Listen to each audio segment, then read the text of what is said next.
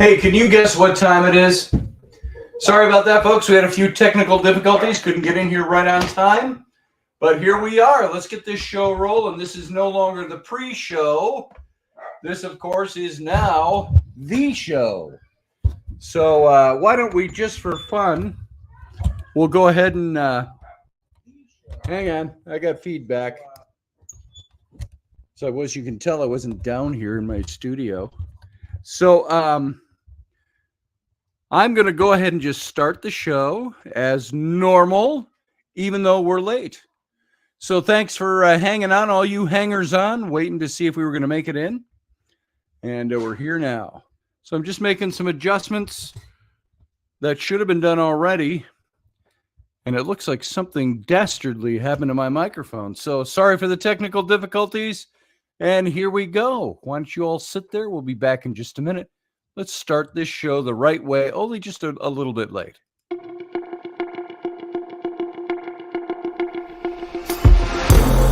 Intrepid radio program with Scotty Roberts. Intelligent talk.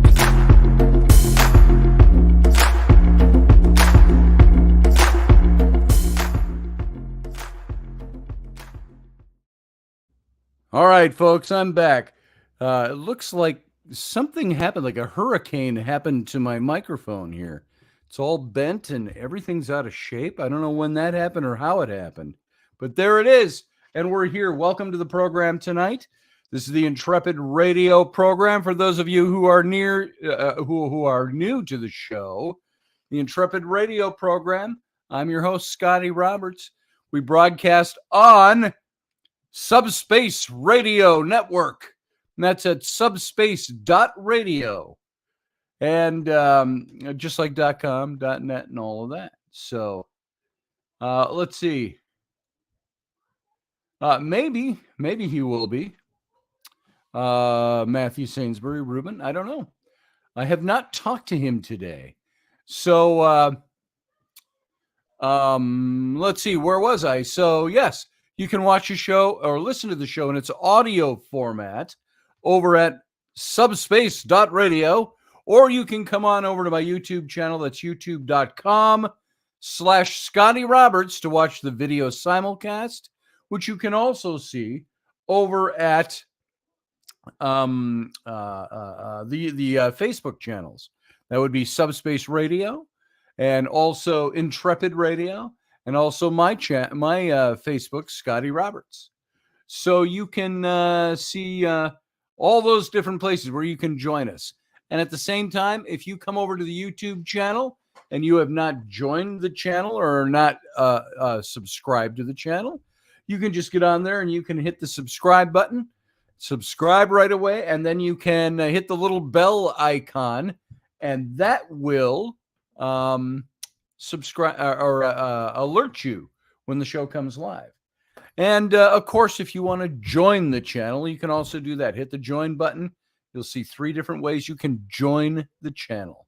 So, hey, everybody. And yes, we were running just a little bit late. If you came in on time and I wasn't here, I think about 9:04, I finally got in here. So pardon the tardiness this evening. I sometimes forget to port up my mic, but I am rarely ever not sitting at this microphone on time. So my apologies to all of you for being a little late, but we're here now. Look what we can do. And so I just want to say hey to everybody that's here right now that I can see. Steve Clark is here, and Matthew Sainsbury, and Uncle Dave is here. Good to see you. And also, I thought I saw Valerie come in. Here's Roger Rabbit is here. And let's see, Grumpy Stack is here. And also, I'm just saying hi. We usually do this in the pre-show, but I missed the pre-show. So here we go. Kenny Ballos. How you doing, KB? Remember, KB with morning coffee. You can come in and see KB every morning at 9 a.m. Eastern, 8 a.m. Central, and, of course, all the way down the line, 6 a.m. left coast time. For morning coffee with KB, just go over to his Facebook channel, and you can find morning coffee with KB.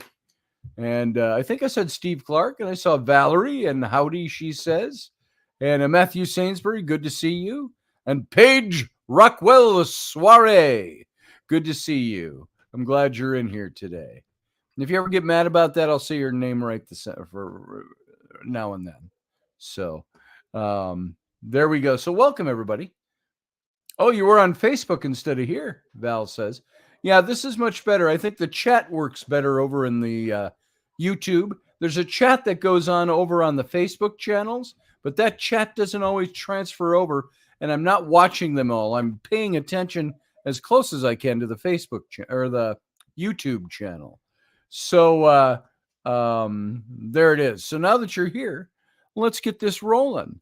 And I hope we didn't miss too many people at the beginning when we did have a little technical problem, and we had to get online, and that put me in kind of late.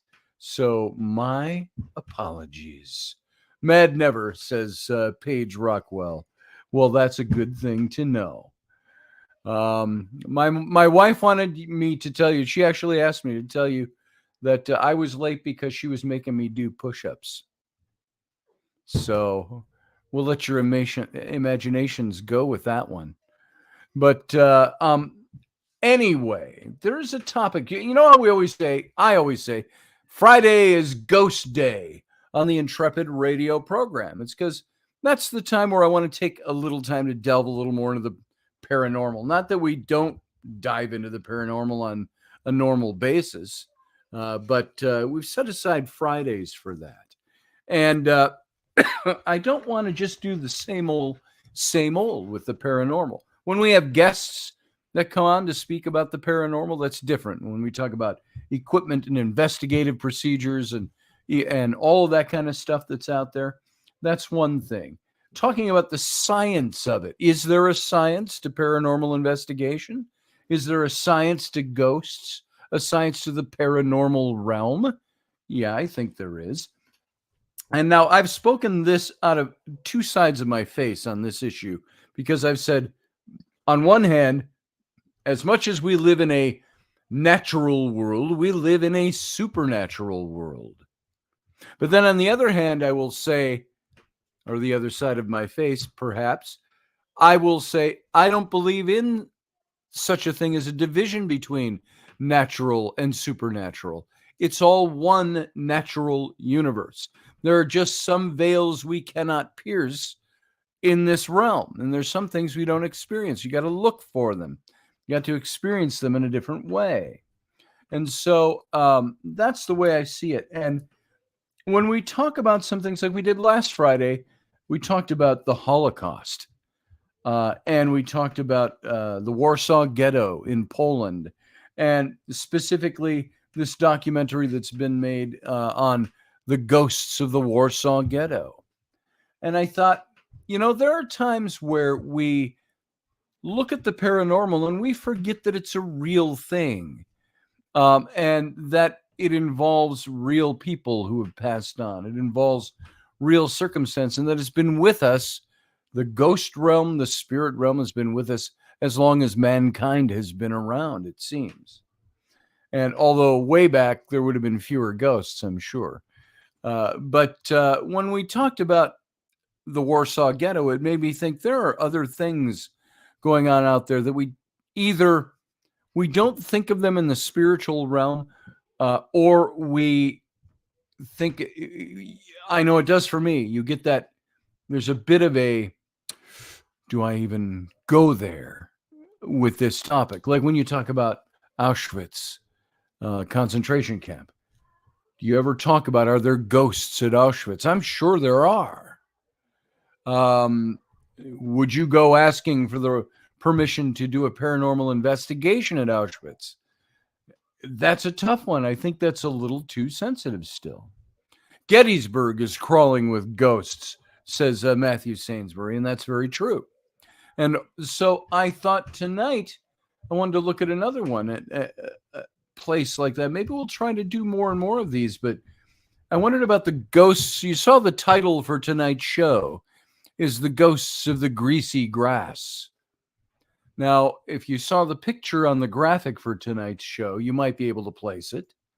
But the Greasy Grass was the Native American name for the Little Bighorn, or as we know it in vernacular, the Custer Battlefield, Custer's Last Stand, and all of that.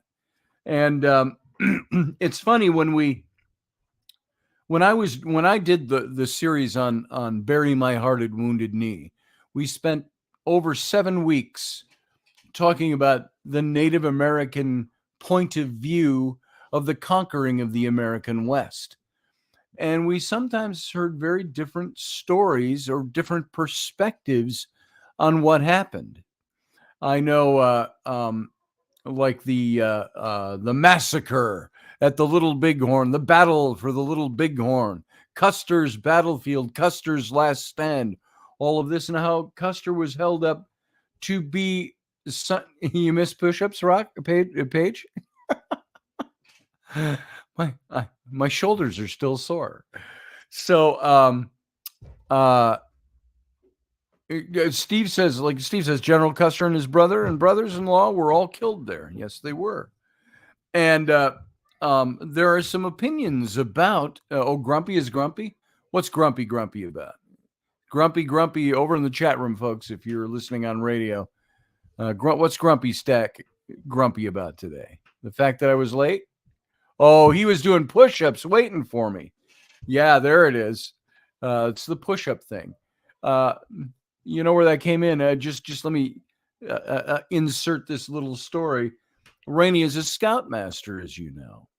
And she has to, they've got a push-up thing for the kids and scouts right now. And so she went in last week to show the scouts how to do push-ups the right way and to really kick them off.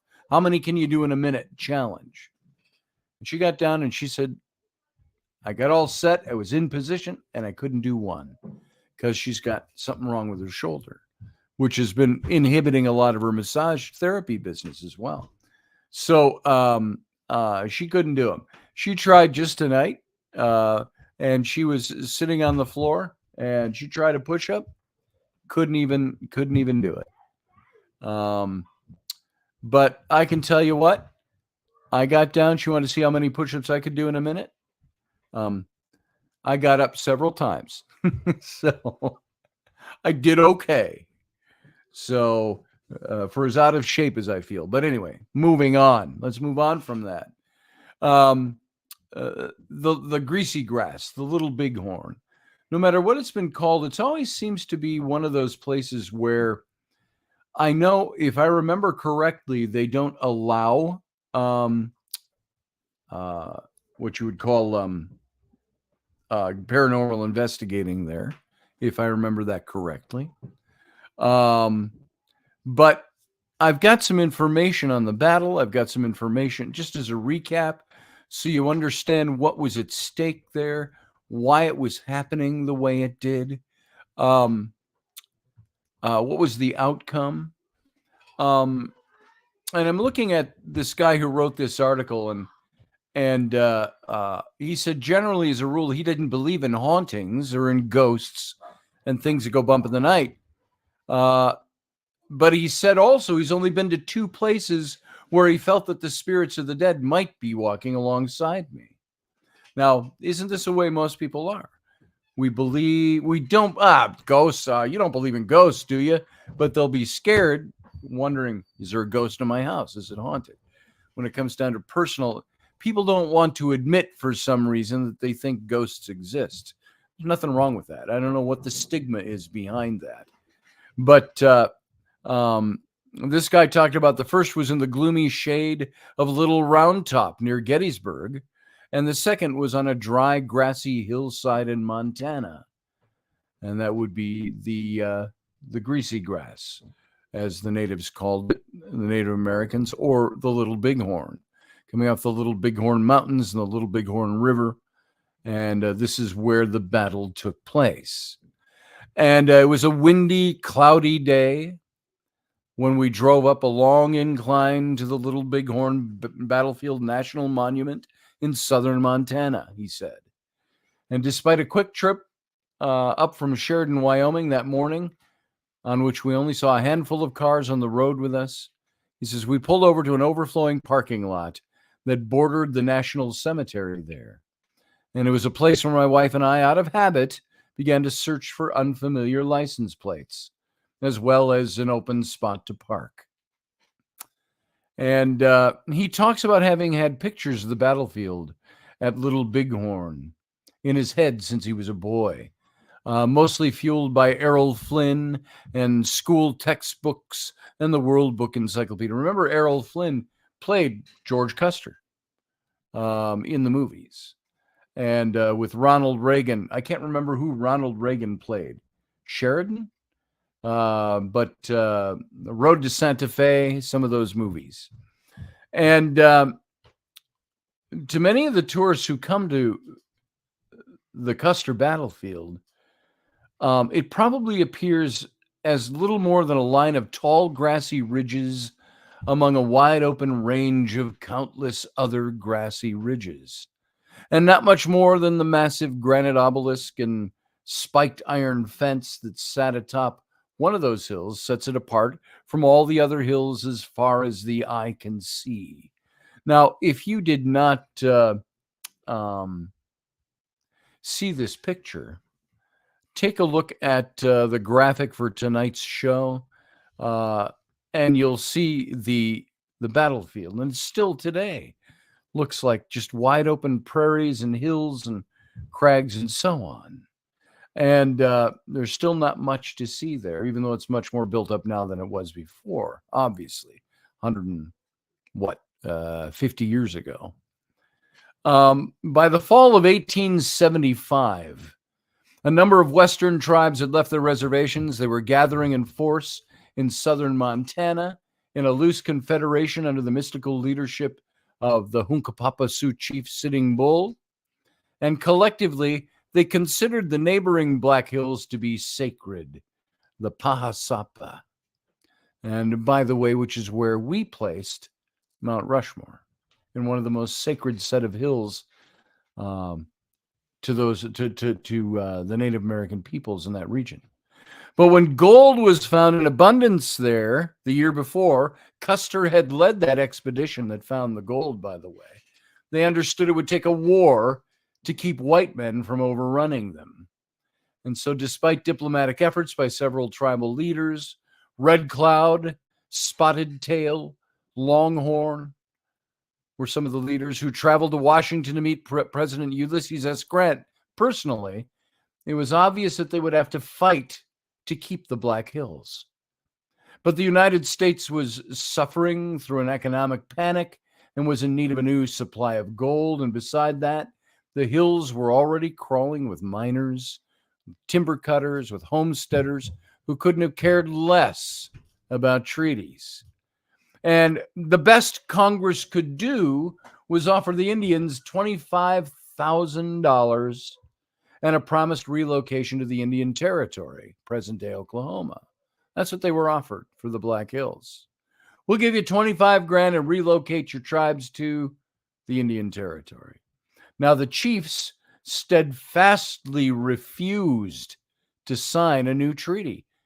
And Spotted Tail said, if it is such a good country, you ought to send the white men now in our country there and let us alone.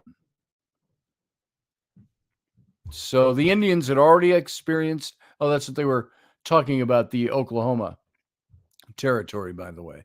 Indian Territory was what became Oklahoma. And if it's such a good country, you ought to send the white men there now in our country and let us be alone. And so the Indians had already experienced Washington diplomacy, specifically with the Fort Laramie Treaty of 1868. And with it came an end to Red Cloud's War, which, when we were talking about that, we spent a lot of time on that. It was pretty extensive. And it set aside the western half of South Dakota, including the Black Hills, for exclusive use by several tribes, particularly the Cheyenne and the Sioux. But as a result of the many violations of that and other treaties, the tribes were now wandering off their reservations, and it was mostly due to following the buffalo herds. Other encroachments onto Indian lands, including government-sanctioned routes by the North Pacific Railroad, also made conflict inevitable with the native tribes. And so, not wanting to take blame for an unprovoked war, the federal government instructed Indian agents in the region to notify the tribes to return to their reservations or face military action by the end of January of 1876. So when Major General Philip Sheridan, commander of the Division of Missouri, did not get the quick response he already knew would not come from the Indians, he ordered General George Crook and General Alfred Terry to get the Great Sioux War underway. And by June, the spring offensive against the Indians had proven ineffective, so a larger summer campaign was undertaken. Sheridan sent 3 columns to converge on the rebellious Lakota, which is Reuben Fast Horse's tribe, the Northern Cheyenne, and the Arapaho. The first, under John Gibbon, was to move from Fort Ellis in Montana to south, while Crook would move north from Fort Fetterman in Wyoming. And the third pincer, of which Custer's 7th Cavalry was assigned, was under Terry.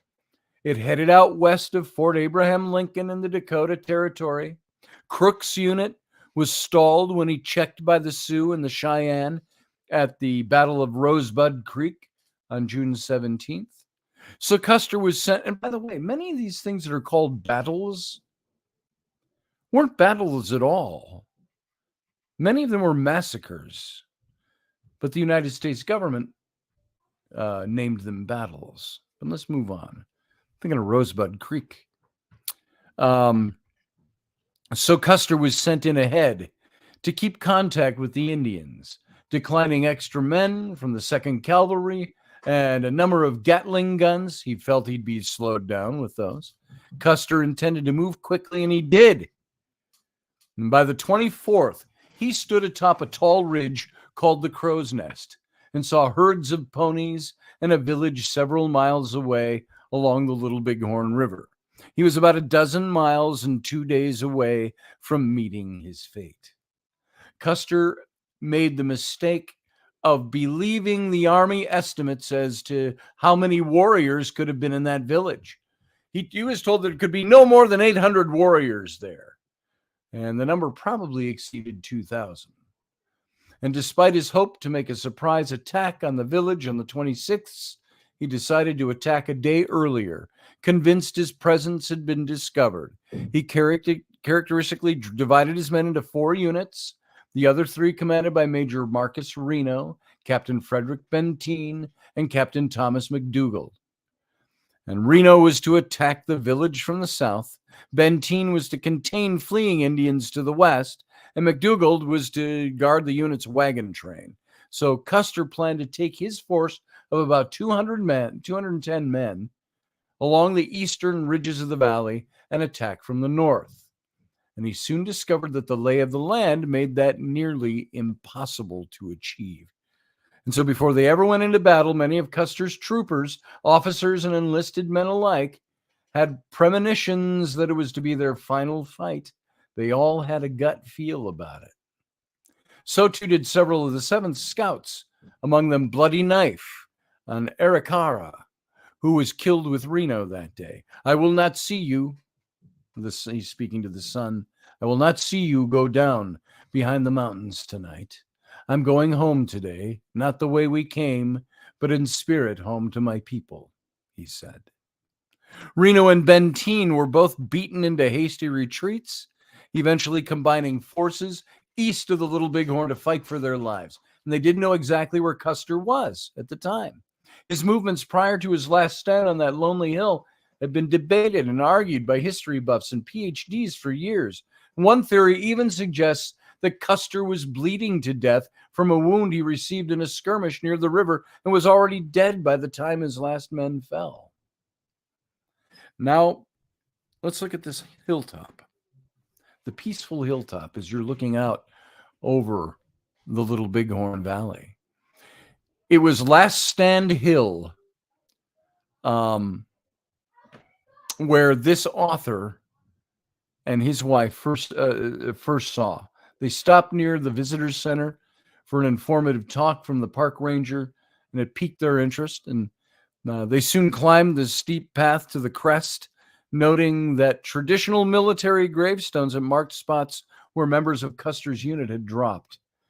And certainly one of Custer's last commands was for his men to kill their own mounts and build a sort of breastwork to face the attackers. But by virtually all accounts, their famous stand, made after those panicked and terror-stricken men had desperately fled from the bluffs above the river, we could barely see below us, lasted a very short time.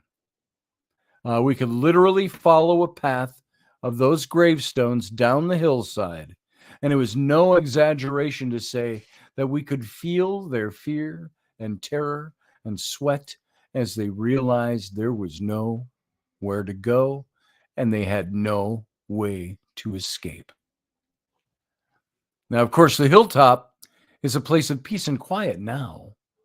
And for a while, this author said he stood there by himself in a warming breeze, not loud enough to silence the sounds of imaginary screams and gunfire in his head. We heard no more than a mumble from the other visitors.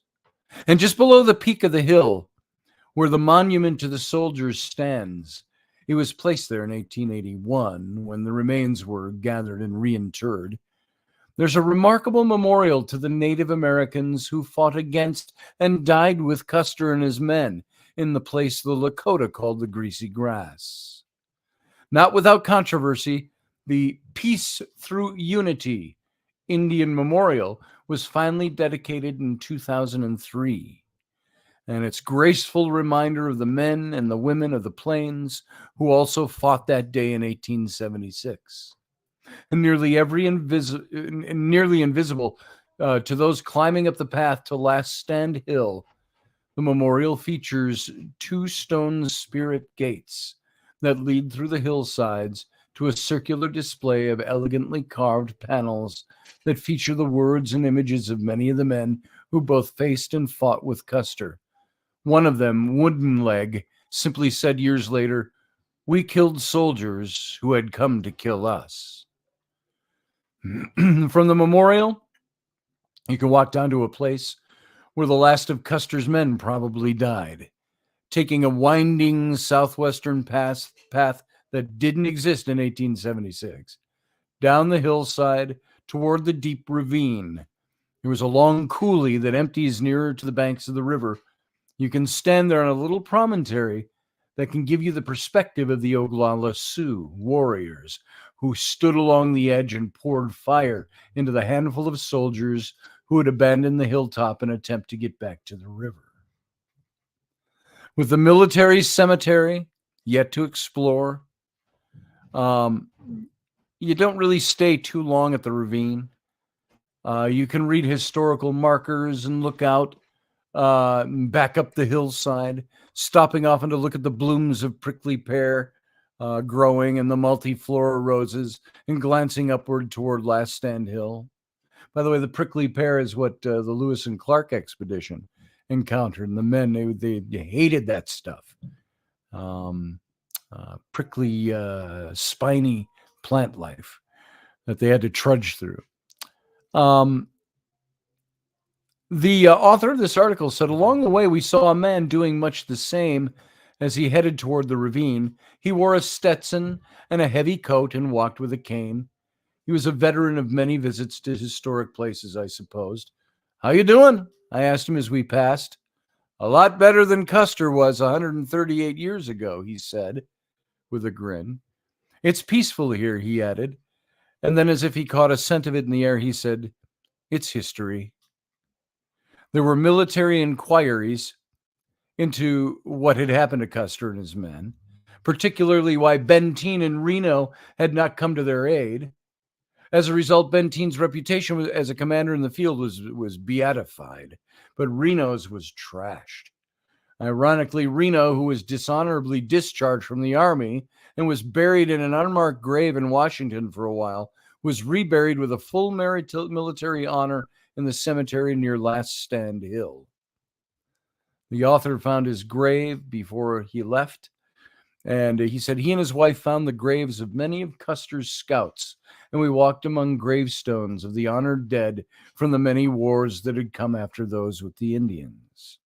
Of course, there have been conflicting reports about Custer's body, some of which claim that it had been mutilated like those of most of his men.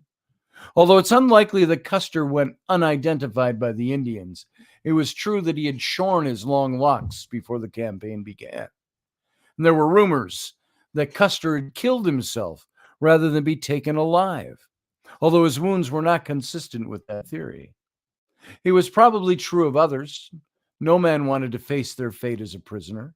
Among the dead of the Little Bighorn were two of Custer's brothers, Boston, the youngest of the family, who had been hired as a scout, and Captain Tom Custer, who was awarded 2 medals of honor for his bravery during the Civil War. Yeah, evidently most of the officers' bodies were exhumed and relocated. Custer was buried at West Point. Although a decisive victory, the fight at the Little Bighorn, the Greasy Grass, was the high point of the Indians' power. Within a year, the Great Alliance was gone, and virtually all of the tribes had been subdued and forced onto reservations. A new treaty removed the Black Hills from their possession forever. So when you go out of Montana on State Highway 212, and you go back to the south and east after leaving the battlefield, your starting point stood in the middle of the Crow Indian Reservation, which can run through then the high plains of southern Montana, and you eventually pass through the reservation lands of the northern Cheyenne. And after that, you can drive through the southern tips of the Custer National Forest before you turn off to head south into Wyoming again. For its entire length in Montana, all the way to Yellowstone to the west, 212 is now called the Warrior Trail Highway. But the often decrepit homes, threadbare villages that you pass through, where the descendants of those warriors are living, simply would make you sad. And it's believed by many that the grassy lands above the Little Bighorn are haunted, that the spirits of the soldiers and the warriors who fought there still walk its ravines, its graveyard, its hilltops, particularly when visitors who have no true understanding of the place leave at the end of the day. And that's a little bit about the Little Bighorn. But each year, nearly 400,000 tourists visit the windswept ravines and the ridges of the Little Bighorn Battlefield National Monument. And you stand on the hill where Custer and the last of his men died. You can imagine the last few moments as Lieutenant Colonel George Armstrong Custer and his soldiers met their fate at the hands of the Lakota and the Cheyenne. And many soldiers lay wounded and helpless and horrified as they heard the screams and the groans of death all around. And when the fierce battle was finished, their bodies were torn and mutilated beyond recognition. This was a practice learned by the Spanish, learned by the Native Americans from the Spanish centuries before. But the Indians lost about 50 to 100 warriors whose bodies were carried away from the battlefield by their loved ones. Alongside the battlefield resides the Custer National Cemetery, where 5,000 veterans and their family members are interred. If there was ever a place where the ghosts might roam, then Custer's Battlefield is such a place. According to stories from visitors and employees, the dead are restless at the Greasy Grass, the Little Bighorn. Whether you believe these mysterious occurrences or not, they add to the total aura of the place. It's palpable. They're a part of the history of the Custer Battlefield. As Robert Utley, and you may have seen him in some documentaries. He does a lot of Western documentaries. He explains the stories of the supernatural seem to revolve around legendary spots. Our curiosity will not allow us to ignore them. As with all folklore, it's difficult to find the story's origin. There was a writer who interviewed many of the primary sources as possible who experienced a visitor of another kind at the Custer Battlefield. I'm not here to prove or disprove these stories, he said, only to report them. And so the encounters are numerous, and the superstitions go way back. And the Crow people, apparently, were aware of something long before others. They called the superintendent ghost herder, quote unquote, because he lowered the flag at dusk, which the Crow believed allowed the spirits to rise from their graves and walk amongst the living. When the flag was raised in the morning, the dead came back to rest.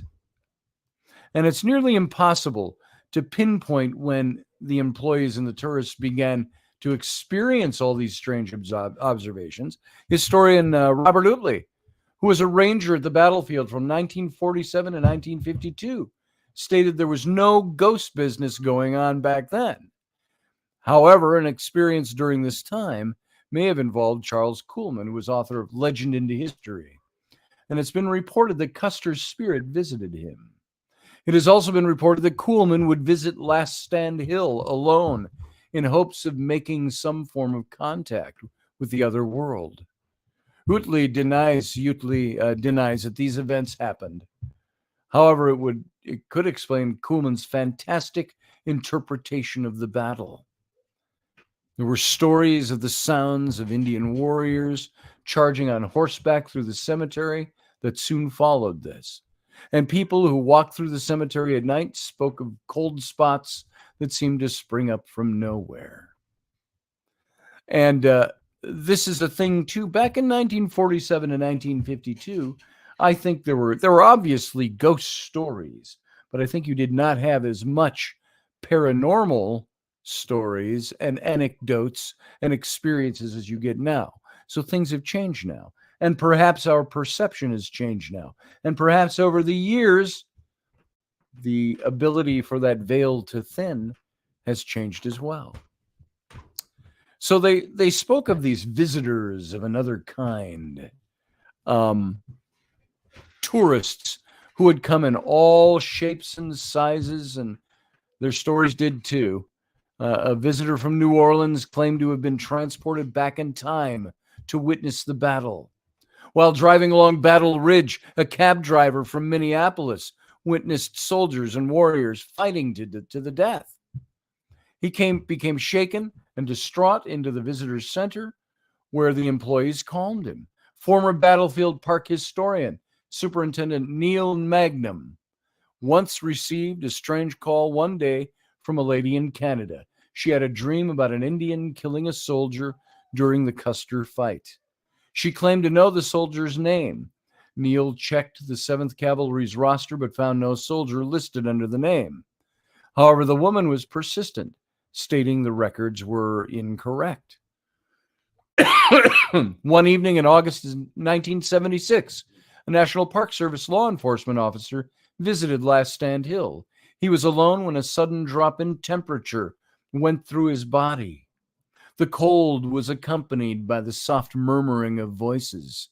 He didn't stay long enough to discover whether they were talking to him. In August of 1987, on a moonless night, a psychic visited the battlefield from Colorado. And although she'd never been to the battlefield and knew little about the battle, she provided details of action at Medicine Tail Ford and nigh Cartwright Ridge. Standing beside the 7th Cavalry Monument and the mass grave of the soldier dead, she felt the presence of restless spirits from the Custer Battalion. While visiting the cemetery, the same psychic saw a spirit warrior charge a seasonal employee,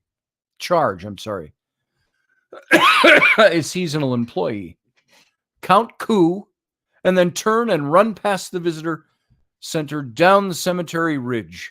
And the employee was resting with his eyes closed. As the warrior counted coup, the employees opened his eyes and said, "What was that?" And I'll tell you, there was a time when Rocky Stucci and I and John Ward, we went down to Faribault, Minnesota, doing some exploration in the woods there, looking for the old abandoned boys' home from the 1800s. And when we came out of the woods, it was close to midnight. And we walked into an open field, and there were a lot of lights, and there was a parking lot and a hospital right there. And so we walked over and we sat down under the street lamps. We sat down on the grass and we looked back at the woods. And John said, he says, "Can you see them there?" And you could see in the dark, the light only went so far, but you could see back into the darkness we had walked out of and the line of trees that was the woods at the end of this open field. And he was, like I say, it was about midnight. And John said, "Do you see them there?" He said, "All along the trees, just inside the trees," he said, "there are people there. Native American, the German settlers from that region, from the 1800s and before. And by the way, when we had been up, excuse me, up in the woods just before we had walked out, we had gone down into a ravine, a small ravine, and back up the other side to visit a cave, the Witch's Cave, it's been called, from some of the inscriptions in there. And you look back across the ravine, maybe 100 yards, and you could see the trees going up the other side. And John said he could see the people all standing behind the trees. And then when we were in the mouth of the cave, John said, "There are two old Native American men here with us. We're sitting right here at the mouth of the cave talking to us." And so, well, we walked out. And the reason I bring this story up, it made me think of it when talking about counting coup. John stood up in this field when we were looking back at the trees, and he said, "I see," he says, "an Indian man." He says, "He's on a horseback, like a spotted pony." And he says, "He's racing toward us.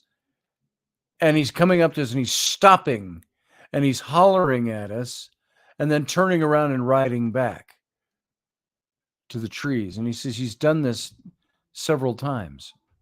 That was counting coup. That was what they did. They would ride up to intimidate and show that they were not intimidated by the enemy, and then turn and run back with the horse. And they do this over and over again. So this story I was telling you about counting coup, the one visitor saw an Indian on horseback and said, "What the hell was that?" So, but the psychic saw more. Behind the seasonal homes, she saw 20 to 30 warriors coming late into battle. They were dressed in their finest, painted, and feathers pointed down from their heads. Could she have witnessed the small group of young warriors who sacrificed their lives for the benefit of the people? These warriors entered the battle near its completion, dressed to meet the everywhere spirit, and have been referred to as the Suicide Boys. There were warriors up on the bluff as well. Employees report many stories. Most of the following were reported by people that have been known for years with high reputations and respect. Former Custer Battlefield Park Ranger Mardell Plainfeather experienced an encounter in 1980. Mardell is a member of the Crow tribe and still faithfully practices her people's ceremonies. She and her family regularly visited their sweat lodge that sat quietly in the thick timber along the Little Bighorn River across from the battlefield. Late one evening, Mardell and her daughter, Lorena, went to the sweat lodge to ensure the fire was extinguished. "I don't make a habit of going out in the dark by myself, but I was in my car, so I wasn't scared or anything. I had never had any supernatural experiences before, and I was certainly not prepared for one. But when I saw them, it didn't scare me at all," said Plainfeather. Mardell saw two Indian warrior spirits sitting on their horses, silhouetted upon the bluffs. The warriors were on the battlefield proper, within the confines of the fence. They were dressed for war, painted, feathers placed in long flowing hair, while one wore braids. They carried shields and one had a bow. One lifted himself from the saddle and looked down directly at Mardell, but she could not clearly see if the warriors were Crow, Sioux, or Cheyenne. Even if they were the Sioux or the Cheyenne spirits, they didn't mean me any harm at all, she said.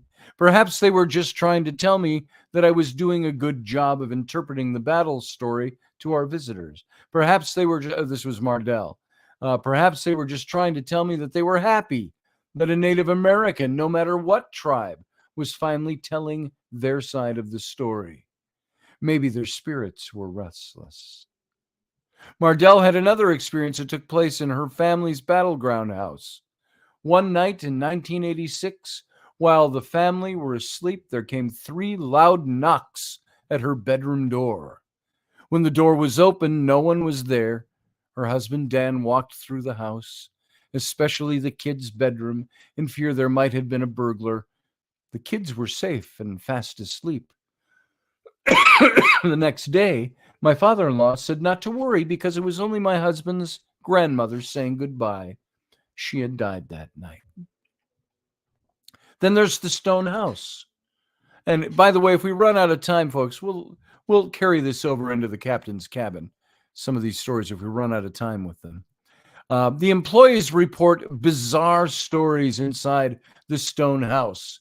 Built in 1894 as a residence for the superintendent, it's a 2-story building located beside large evergreens and the entrance gate to the cemetery, and it's been converted to the White Swan Memorial Library, the park historian's office, and the conference rooms.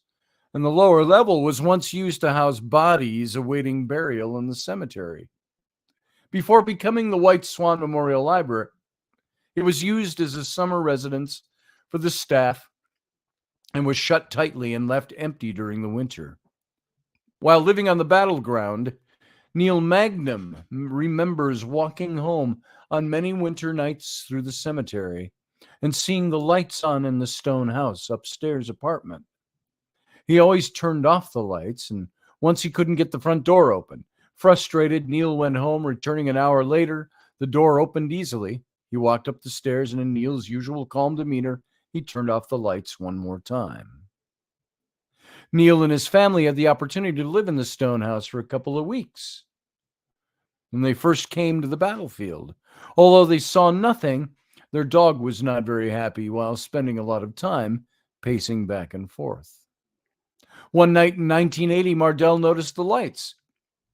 Not wanting to enter the stone house by herself, she went to apartment A to ask the ranger, Mike, to go with her. He offered to turn the lights off himself. His wife, Ruth, was watching an evening program on their new television bought that day in Hardin. Mardell gave Mike the stone house keys, and she went home. Soon, Mike returned the keys and related a strange incident to Mardell. While Mike was in the stone house, Ruth noticed the television picture became blank. A voice coming from the television exclaimed, "Second story," as Mike began walking up the stairs toward the upper level apartment. Ruth was shaken when Mike returned, but he reassured her that nothing happened. Inside the stone house, things have happened. A woman's figure has been seen coming down the stairs. Footsteps are heard upstairs when no one is there. During the summer season of 1986, a new battlefield ranger was housed for 2 nights in the upstairs apartment. He awoke the first night feeling someone sitting at the foot of his bed. He at first thought it was his wife, but he remembered she was visiting family overseas and he was alone. As he had reached for his Colt .45 laying on the nightstand, he saw a shadowy figure move from the front of his bed, and the ranger distinctly saw a torso of a soldier with the head and legs missing as the apparition disappeared into the other room. A wooden wall, complete with padlocked door, was built to make 2 bedrooms in the lower level of the stone house.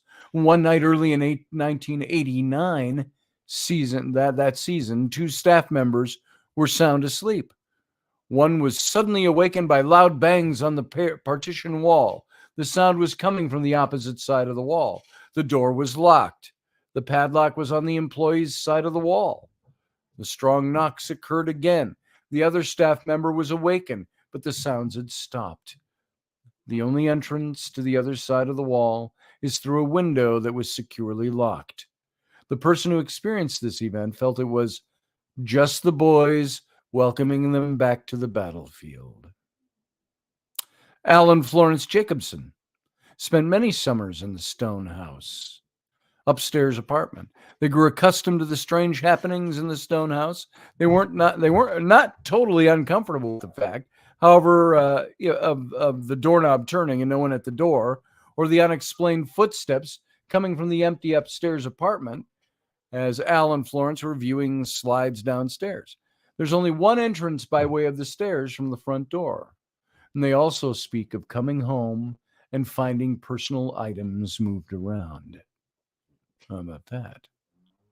We got about a minute and a half, folks. Minute and 20 seconds. And we have to say goodnight to the radio audience. And so I'm not going to dig into too much more here right now. If you're listening only on the radio and the audio, and you would like to hear a little bit more about this and hear a little bit more of these stories, why don't you come on over to the Captain's Cabin, which starts over just an extension of this show. Just come on over to the YouTube channel, youtube.com/Scotty Roberts, and you'll be able to join us there, join the chat room over there, and we'll tell you a little bit more about the Custer Battlefield and the hauntings that take place there and in that region around them. So all of you over on radio, I want you to just have a good night, and I want to thank you for giving me your time being here, even though I was late this evening. So we're going to get out of here. We'll join you in the Captain's Cabin. Join us every weeknight at 9 p.m. Central Standard Time, 10 p.m. Eastern. The Intrepid radio program, a Scotty Roberts Productions broadcast.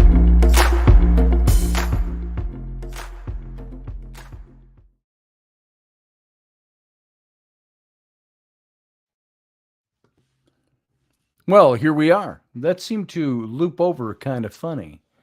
That wasn't supposed to end until I was...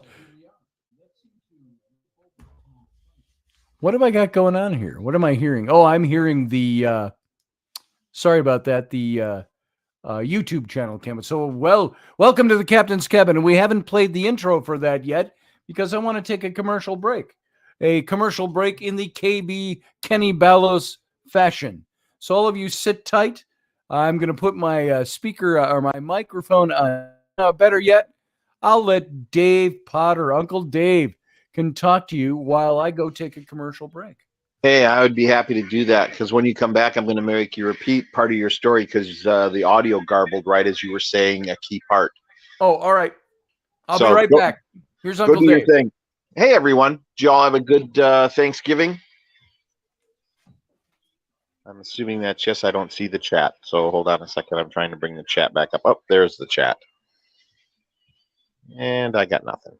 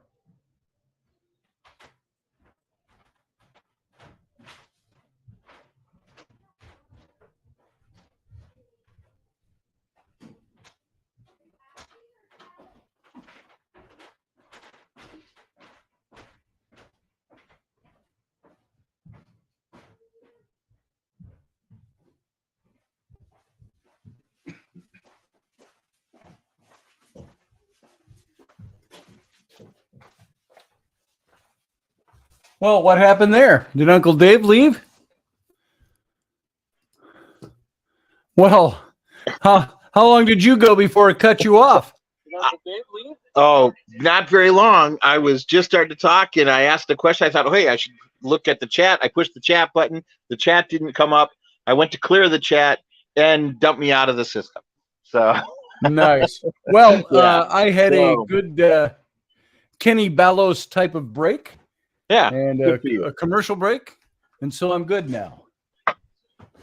It feels so Good much thing you better. didn't decide, oh, Dave's on the radio. I'll just head out and have a smoke. Yeah, why don't I have a before beer and run up and see how the kids are doing? And exactly.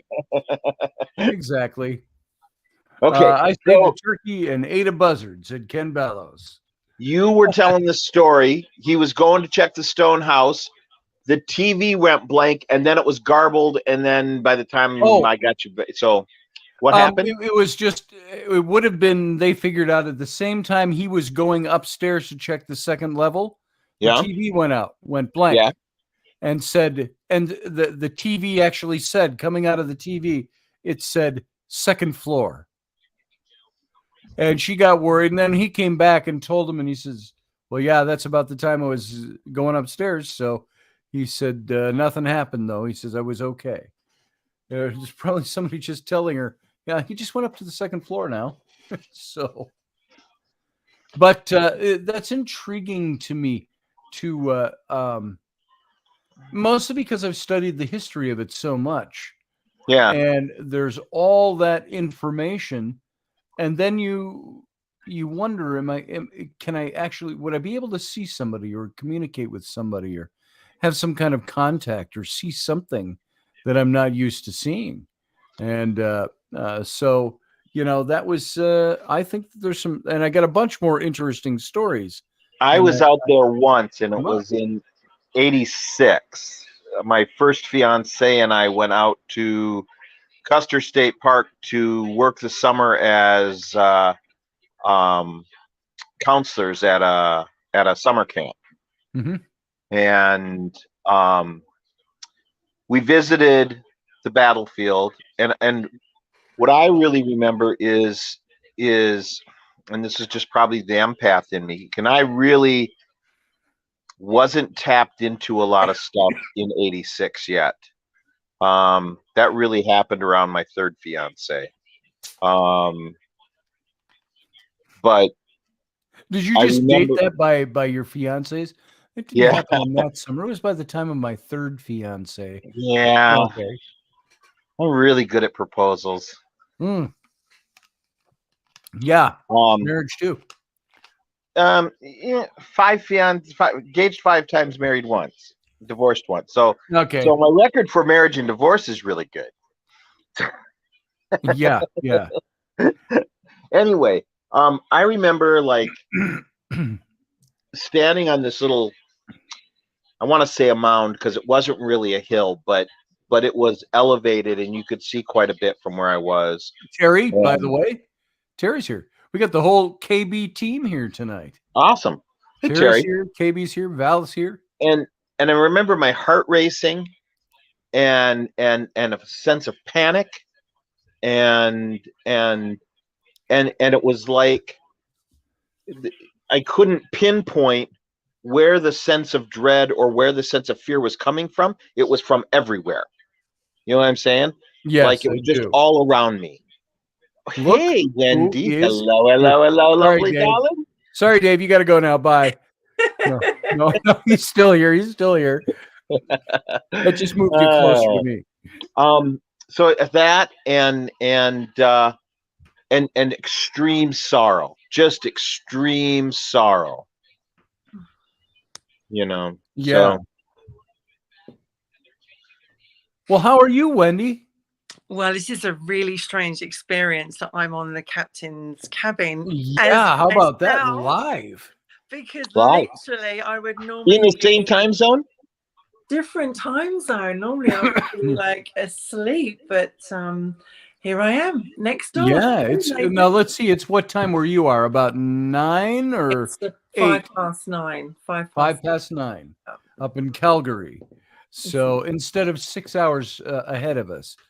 Or Yeah. it would be right now about 3 o'clock in the morning, 4 o'clock in the morning for you. Although my body is still saying to me, last night was so bad, I just crashed out really, really early. I had a really bad flight over because it was bumpy all the way. And on top of that, I got an allergic reaction within 25 minutes of being on board, and I came up all red. You're allergic to bumps? I had literally red blotches all over me, and I couldn't stop scratching, and they had to put a call out for a doctor because Oh no. I couldn't take the drugs that they had, and it was getting so bad. They were like, because I was just literally just going red. Anyway, this doctor come up, and she's English, and one of the stewardess helped me out with one of she had some antihistamine, and I literally Like a Benadryl type thing? Well, I couldn't take Benadryl because I'd already taken something to make me kind of chilled out for the the flight. So they had to give me loratadine, which we call Claritin in the UK. And I literally, it was terrible flight. Oh no. Terrible flight where I felt really awful. And I sort of came out the other end and I was just like, oh my God. Well, how are you now? It's still itchy. That's the thing. I'm taking Piriton, like you guys call it something completely different over here, but they ordered it in for me, and I've been taking it now. You got it yesterday, so I'm taking it 3 times a day, and it's still, although the redness has gone, I'm still scratching and itching. Right. And they just said until it wears itself out. I mean, there's no point going to see a doctor. What are they going to do? Yeah. So, Hey, Kenny Bella says, hi, Wendy, you're up. Kenny, she's over in Calgary right now. So she is an hour behind us. It's 9 o'clock where she is in the evening now. I spoke to Ken this morning because I was looking for my professional second husband to be on. Yes. But not. I got in late there this morning. I was trying to make it before you left. And by the time I was getting into the chat room, you were leaving. That's right. You had to go. I gave up waiting for you. So, but I just thought I had to come on really quickly and say I've been on the captain's cabin. Yes, and of course I was late to the show tonight. Oh, by about 4 minutes after. What's that? I said he's been late all day. Yeah, I've been running late all day, and so yeah. So I felt I'm always a little off when I do something like that at the beginning of the show. So, boy, my lights are weird. Everything looks weird on my camera. I think KB calls you Hottie Scotty or something like that. Yeah. We were like, where's Scotty gone? And I'm like, he's normally here with his bobble hat on and his cigarette and his coffee, and there's nobody here. Yeah. And I just got up early this morning. That's how I saw KB on, and it was all ladies on this morning. It was quite fun. Yeah, I didn't want to interrupt. I saw that when I came on. You guys do that and chatted with you. Ken was in his element. He had 3 ladies on, and he was hidden a one for each arm. Apparently. Did you have a good birthday? Birthday. When was that? 2 days ago? Yeah. It was okay. There was no cake. There were no presents. But I'm an old guy. We don't get cake and presents anymore, right? So that's not good. You always have cake for your birthday. Always. He always has pumpkin pie for his birthday. There was pumpkin pie. Yeah. The whole world would have pumpkin pie. That was just part of the meal, but then they'd have birthday cake too, obviously. I watched your Wednesday show. Was Wednesday, wasn't it? I think it was. Yes, it was a Wednesday. I watched your Wednesday show when you were talking about your birthday. And birthdays and turkeys. I have to say, it was probably one of the most inspirational of your talks and shows that I think I've ever heard. And Tina was listening to it as well, and we were both thinking like that hour that you had on your own, and you were talking about your birthday and the things that you'd learnt, and the things that you treasure as you get older and stuff like that. It really came home, and I thought, bloody hell, Scotty, that's a really good inspirational talk. And then when it went into Captain's cabin, it completely changed. Yeah, this is a different dynamic. It went to Yeah, it's different how a couple of callers can change the entire dynamic of everything. and I watched it, and I was like, "Whoa!" What just happened here? And it was very different. And you were very professional. Excuse me. Scotty, very professional how you steered it and everything. I thought Well, that. thank you. But I have to say that show that you did was brilliant. Very inspirational. Thank you. I don't remember what I said, but thank you. You were very good indeed. And I thought to myself, you said a lot of things that I took away and resonated with me. And I was saying to Tina when I got off, I said, he's actually more he comes out with such wise words, and you actually think to yourself, like, you should be writing this down and doing a book or something. But you really are full of the good stuff. Well, you can always go back and rewatch it. Yeah. That's it. It's archived. So yeah. Yeah. There it is. So, well, thank you. That's nice to hear. Thank you very much. No, Rainey did not do Happy Birthday, Mr. President, Sarah Yusuf. No. What did we do? I'm trying to think if we did anything that was extra special, or why. I don't remember much about what happened on my birthday. I don't remember much about what happened. And it almost sounds like it was drugged or something. No. It was just it seems to me in my head there was a lot going on, but anyway, no, we didn't know there was no Happy Birthday, Mr. President. But let's see. What was I going to say about it? No Anything present, else? no cake. I mean, that's sacrilege. Okay. Sorry. Cake is got to be there. It's my birthday in January, and no matter what, I'm having a cake. It's got to happen. There it is. Did you enjoy my present? My present? Oh, What about your present? Did you enjoy it? I left you alone for a whole night. Oh, me? I didn't bother you at didn't all. come in on the show? That was a present. I didn't bother you at all. That was all right. I'm looking. I don't forward to remember being in the what we kitchen. were talking on Wednesday night. So Is that right, Dave? I'm looking forward to being in your kitchen. I don't think you'd like to be in my kitchen. Well, I don't let very many people into my kitchen, and they have to follow my rules. So tonight, Tina and I went to this mall, and they had a Father Christmas there, and he had this really nice dark sort of burgundy suit, and he was sitting there. He looked a bit like Richard Attenborough and all that kind of stuff. And Tina was like, "Do you want to go and sit on Santa's knee and have a photograph taken?" I was like, "I don't think they'll let us do that." And she's like, "Oh yeah, no, they will." And then the first person that came to mind was Dave. I saw that guy and I was like, Dave could do that so much better.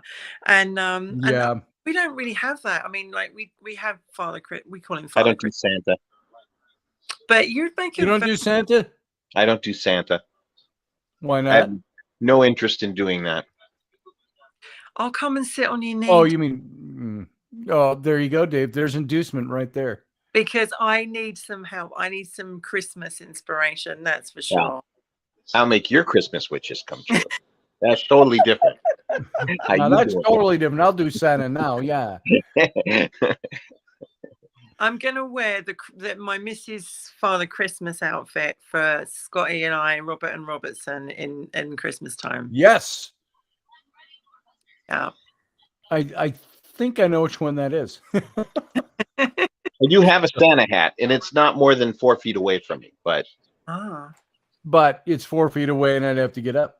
There it is. I would have to get up, but my back is out, so I try not to move any more than I have to.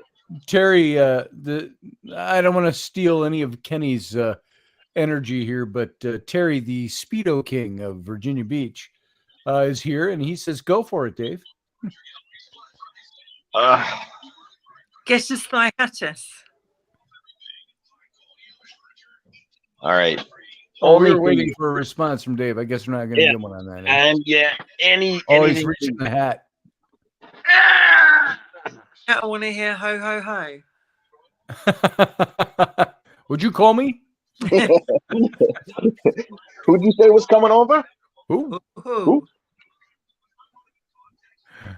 Well, we're waiting. You can see we're pensively waiting for the Santa Claus hat. Waiting for it. Bring it on, Dave. Bring it on. Oh, he's going to sit back down. Sometimes sitting down is hold as on. hard You've as even getting got up. the glasses. Hold on. He does. Oh, he's got to make an full entrance. anticipation now, Scotty. It's full Yes. anticipation. Does that make you the elf on the shelf? I guess I'm the elf on the shelf. What How is about that? I'd be like Christmas fairy. Maybe. Oh my God. There he is. Come on, you got to do it now. Ho, ho, ho. Ho, ho, ho. There we go. Ho, ho, ho, ho, ho. See? Perfect. You were born for the role. Trying to get my camera. There we go. How's it And, go? and often I will be someplace, especially this time of year, I'll be at a store and I'll see some little kid and he'll grab his mom's sleeve. Mom, that's Santa. And I'm like, no, ho, ho, ho, no, I'm not. Ho, ho, ho, no. And I keep walking and they're like, it's Santa.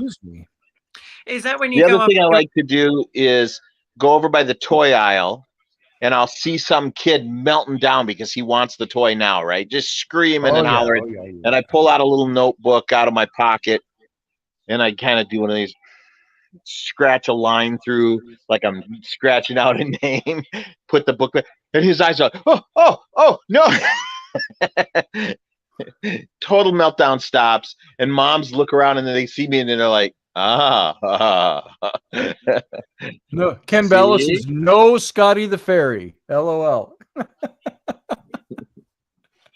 It suits you though, Dave. I mean, it's that joke, isn't it? Like, what would you like me to bring you in your stocking this year? Right? That's the question, isn't it? And have you been a good girl? And that's what I said. The only red suit I have is a pirate suit. So I was going to go and sit on Santa's lap and say, Santa, you're going to have to help me out here because, I've had terrible boyfriends and I don't know which way to go. Send me some Christmas inspiration. And like, I think he's going to like this. Here it is. Amanda down in Australia says, Wendy and the Lost Boys. Hi. That's true. Hello, Mandy. Peter Pan and Captain Hook. There it is. So, what would you like in your Christmas stocking this year, Dave? Well, come on, chop. I don't know that I could answer that. Okay. Scotty, what would you like in yours? Not on a public radio broadcast, that's for sure. In my stocking. Yeah. Who's stuffing the stocking? Well, it's obviously Santa, right? Santa? Okay, let's I see. give you a leopard pole. That's what I give you. I would like, you know what I would like? I would like about 50,000 travel miles on Delta or some other good, reputable airline. Mm-hmm. Something that's going to get from point A to point B. It's on a card, It's on a card in a stocking. What else could I do with? I could use the winning lottery ticket. Did you know the lottery here was up to almost just shy of $1 billion? No, it was over. No, just shy of $2 billion. Just shy of $2 billion. And somebody won it. So you would take after that about half, about 1.3 or 4 billion dollars you would get off of that. So it was pretty crazy. But so the winning lottery ticket for the next high lottery. Yeah, that'd be nice. What else would be nice? A bottle of single malt Highland Scotch would be nice. Yep. Ooh, there's a really good Scotch, but you can only buy it in Scotland, so we'd have to go over there to get it. Yeah, well, see, that's what we do with the 50,000 travel miles and the winning lottery ticket. Yep. And see, you got all that stuff. You're kind of set for any other inevitability to come down the pike. And there's I've got a list of things. I got my Santa Claus list. I want this. It'd be nice for the three of us to that. get together in England and I do want some that. investigations. Yeah, we have to do some filming. Yeah. That's what we need to do. And I would like to see some of that happen. Pop up to Scotch, Sweden says and visit Amanda Berry. John and Maria. Yes. Visit John and Maria in Egypt. That'd be kind of fun. So, if we won that, we could definitely all get together and go investigate, says Valerie Resnick. Yeah, exactly. So, I think now those are the impractical things because I won't get any of those. Maybe the bottle of scotch. Yeah. I could get. I actually have a friend in Scotland, so if you tell me what it is, I'll see if I can get it sent. If it starts with a Glen, Ben, Dal, Bal, O, or Mac, it's pretty good. Single malt. Just let me know what it is, and I'll ask him if he'll send it down to me. All right. I'll send it over to you. Outstanding. Well, it's your birthday. It's your birthday. Your birthday. That's it. So I don't need no Marilyn Monroe singing in no dress. So Happy birthday, Mr. President. Well, I'll have to say I haven't had happy birthday sung to me in such a wholesome manner. So yeah, single malt Highland Scotch. I can't. What do you want in your stocking, Wendy? Peace of mind would be nice. What would you skipped a little there? Peace of mind would be nice. Peace of mind. Does that fit in a stocking? Well, I think you could try. What else would I like? Let me think. What would I really like? That's a bit. I haven't worn fishnets for a long time, so I'm just saying. But you look magnificent in them. I have great calves. I and Henry VIII share that. Magnificent calves. Do you have a little garter on your leg over your stocking? I don't have it laying here. Normally the garter's laying right here on my side table, but it's not here right now. It's in the motorhome with my boots. Ah. Steve Clark wants 2 feet of snow for Christmas. You can have it, Steve. I'll send you all of mine for Christmas. Yeah, I'll box mine up too. I have no interest in it. I don't care. Most of our snow is gone. We have the southern exposure. So nice. Steve will get all these cardboard boxes that are all water stained and empty. He's like, the hell are all these? Yeah. So you were going to say some more, Wendy? Do you know what? It's a really difficult question. What? Because all the things I want, you can't put in a stocking, and you can't talk about it on radio. No, that's a thing. And so it's like, is there anything material? Yeah, everything I brought up was material. So I'd like some really good wool, and I wouldn't mind having just the right shade of burgundy velvet. That would be nice. For clothing, to build clothing. Oh, yeah. You said material. Okay, just so you want burgundy velvet to make your own clothes and some wools. Yeah. Oh yeah. I wouldn't let anyone else make clothes for me. Why, yes, darling. I would dress in nothing but velvet and burgundy if I had the choice, and a little bit of fur. I need to build a new smoking jacket, and I'd like to build a full-length house coat. Because yes. I wouldn't mind one of those iPhone watches. Actually, that would be cool. Oh yeah. I see loads of people, and I just thought, do you know what? I like my gadgets, so gadgets are good. Yeah, I wouldn't mind one of those. The gadgets are very good. We went to a lovely shop this afternoon here in Okotoks, and it's a lingerie stroke sex shop. And this is really weird for me because where I come from, we don't call had me a lingerie sex shop. we don't call them sex shops at all. We don't call them that. They're just one of the biggest shops in England is called Ann Summers, and it's a lingerie stroke gadget, whatever, and it's really classy. And Jacqueline Gold, who started years ago, she's a billionaire now. But anyway, I went to this the store down in Okotoks, and she was saying to us that she had to wait 3 years to get permission to open the store because Really? they were all against her, like, well, no, we're not having that, and all this stuff. And anyway, somebody did actually agree to her to have the license. So she got the license, and the next day they sacked that person who gave her the license. Really?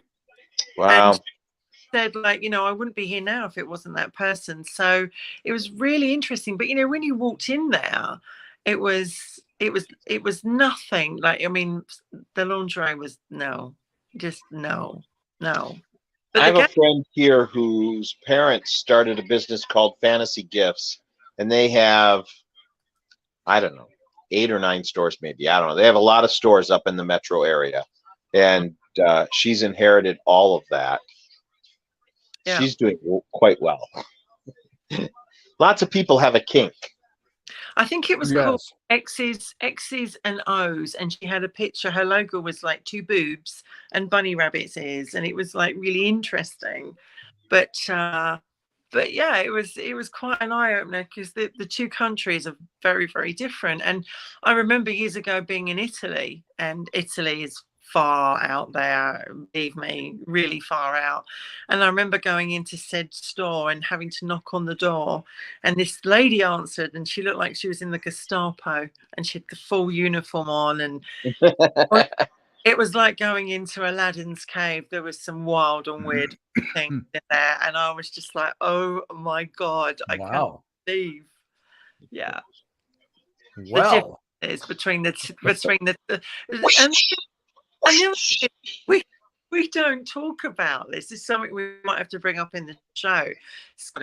Sexism, I know Katie always mentions that I'll just talk about sex and all that kind of stuff, but it's like, it's hearing today that somebody who wanted to open a store, a really classy store, and she had to wait 3 years, and then the person who gave her the license. I do have my riding crop clothes. She's got it. Look, I have one of those. There it is.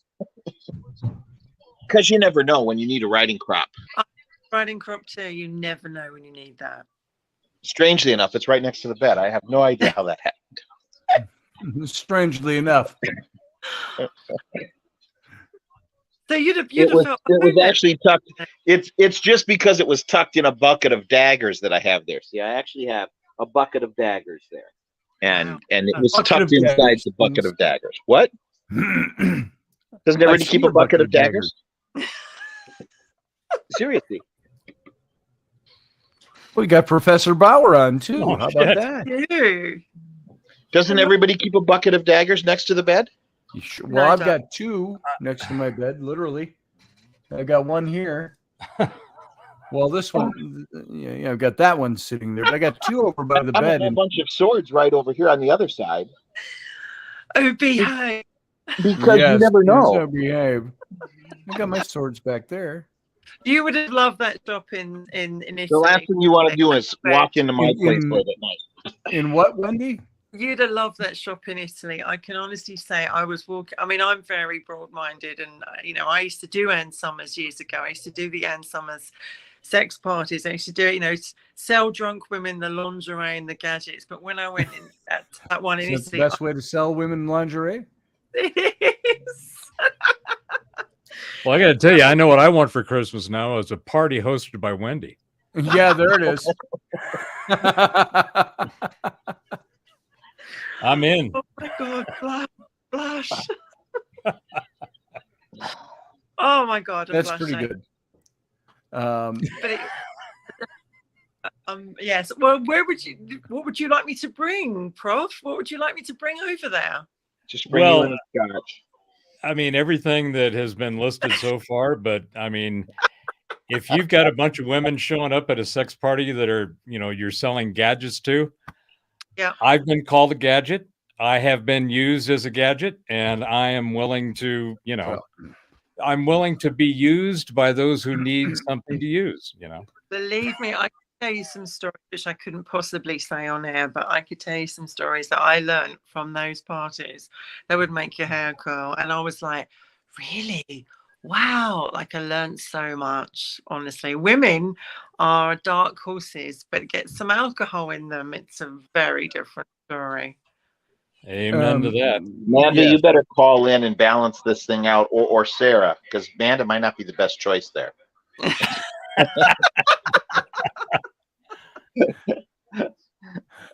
Yeah, Amanda says, add Tupperware. God help us all. Oh, I saw a great idea for a party, which was Twister. You guys remember Twister? yeah. Yes. And Yes. I will tell you a funny Twister story when you're done. well, the best one I saw was where everybody had to put on like lotion. Yeah. So the Twister mat had like an oil on it. Yeah, it's all slippery. And everybody had oil on them. Oh, And you can't get anywhere, but you end up everywhere. that sounds like ain't that the truth? Years ago, Sarah. while I was in school, I'd always wanted to do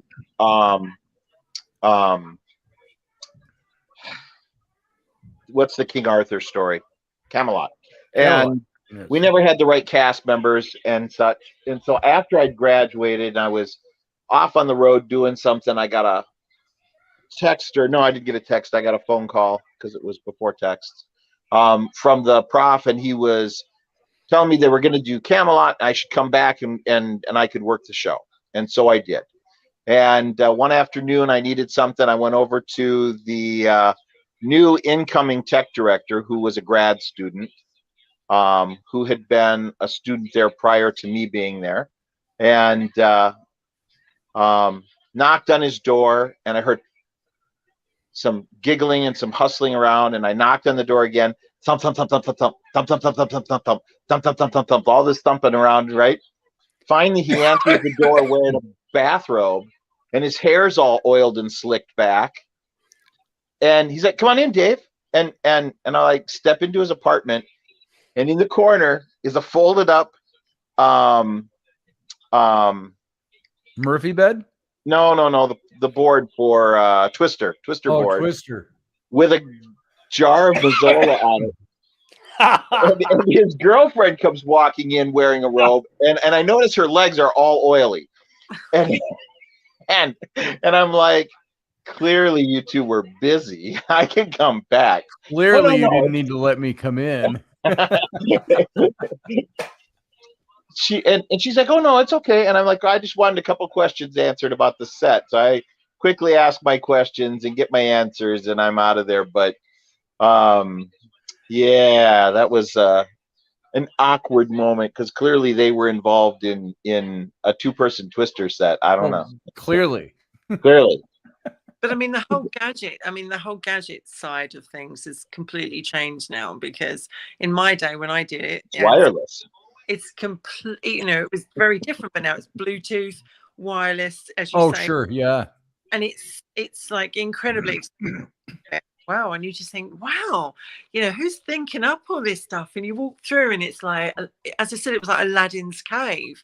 And this lady, she looked like your auntie. She really did. She had a big jumper on and sort of like woolly trousers. And hello, how can we? All that you said the magic words, woolly trousers. Whoa. Down. For us lads in the Northland, there's nothing sexier than a pair of woolly trousers. Woolly trews. What was the Are those your unshaven legs, or do you have woolly trousers on? Have you all ever heard of necropants? Do you know what necropants are? And they found a pair in Iceland that were a good 1,500 years old. Wow. Of necropants. And there was a special thing, a certain kind of magic you could do. And I don't remember all the details. I'd have to refresh my memory, but he would take, I believe he had to be dead first. You had to take a dead man's, from the waist down, all of his skin, from his legs, his buttocks, his legs, his junk, his, oh, come on, we're all adults, his ball sack, and all the way down to his ankles, and you could, and you were supposed to slide those on and wear them. Could you imagine that? Could you imagine you're like, oh hey, I got my necro pants on. I'm magic. And so no, what's worse is when she says, you know, when you wear those, you look exactly like your grandfather.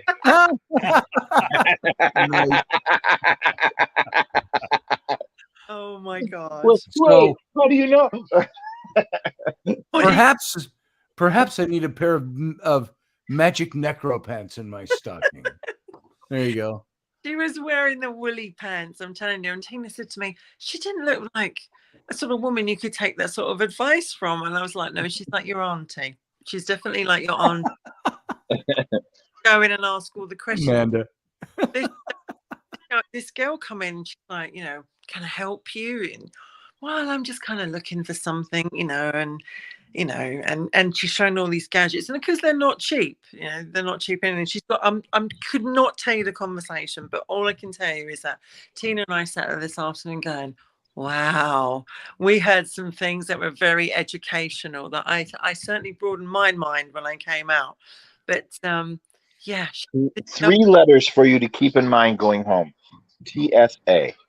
I just want you to remember when you're packing stuff up. And that's like in Egypt when I got stopped by their version of TSA. It was always like, and what is this? They pull out on my back. And then they go, and what is this? And what might you use this for? And so it was like, hey, remember that? What is this? I had a pen light for we'd go into ruins and you could look up at the wall with the pen light, and the laser light. What is this? What is this? What do you use this for? The miniature lightsaber. Careful how you handle that. Yeah, really. It'll go. So, but anyway, yeah, TSA. Somebody said something I was going to respond to over in the chat room. What was it? Incognito moment, says Manda. Gadget is still undefined, says Sean Strike. Jay's talking about a dildo, I think. No, just say it. See, yeah. There were other things. I'll be blunt and say it because I was a pirate and I don't care. Walk across the room on their own, and there was big. Right, it was very.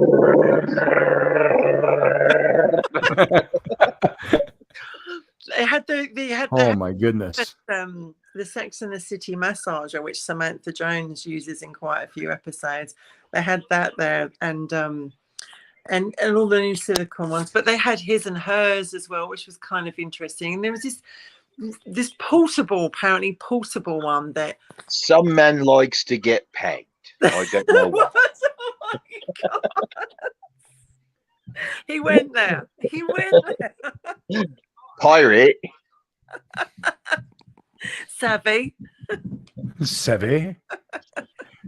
So. Oh my. Well, you go ahead. You have the floor. Yeah, no, I was just saying they had this portable gadget. It was his and hers, and all I can tell you is it looks like one of those hoovers that goes around the floor, on its own, and and does all that, and it was, and then it had extra bits and bobs on it. And you're just like, what the hell? Yes, I'd like all the attachments, please.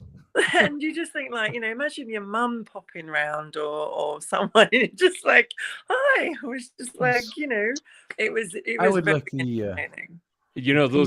Those are called Roombas, aren't they? The things that go around. Roombas. And I have seen. Professor knows. I've seen cats riding around on them.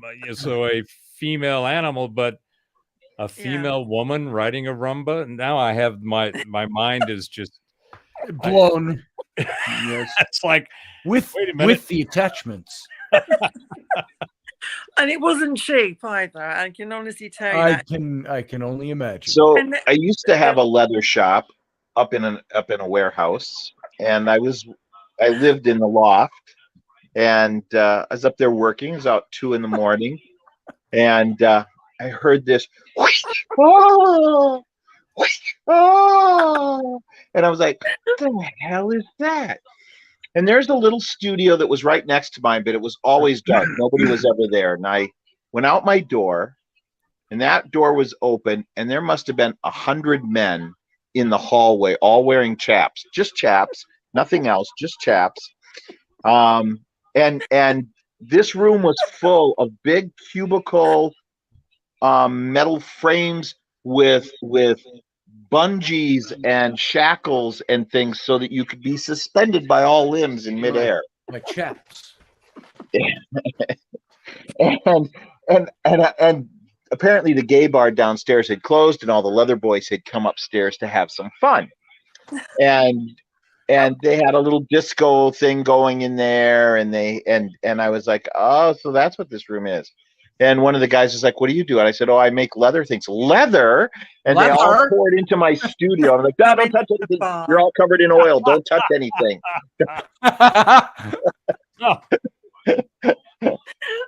I took on a lot of jobs that night, though. I bet you did. Orders. I can I'd only say that imagine. as orders. Yeah, I was going to say, you might want to rephrase that. Orders. You gave a lot of what that night, Dave? And even orders is very suspect. Yeah, you took made a lot of money. Made a lot of money. There you go. Made a lot of money that Well, night. even that's questionable. Took a lot of jobs. You know, it's really weird. I had no idea it was right next door to my market, and there they were. So you nice. could just imagine Uncle Dave in that kind of store, couldn't you? Like selling you it.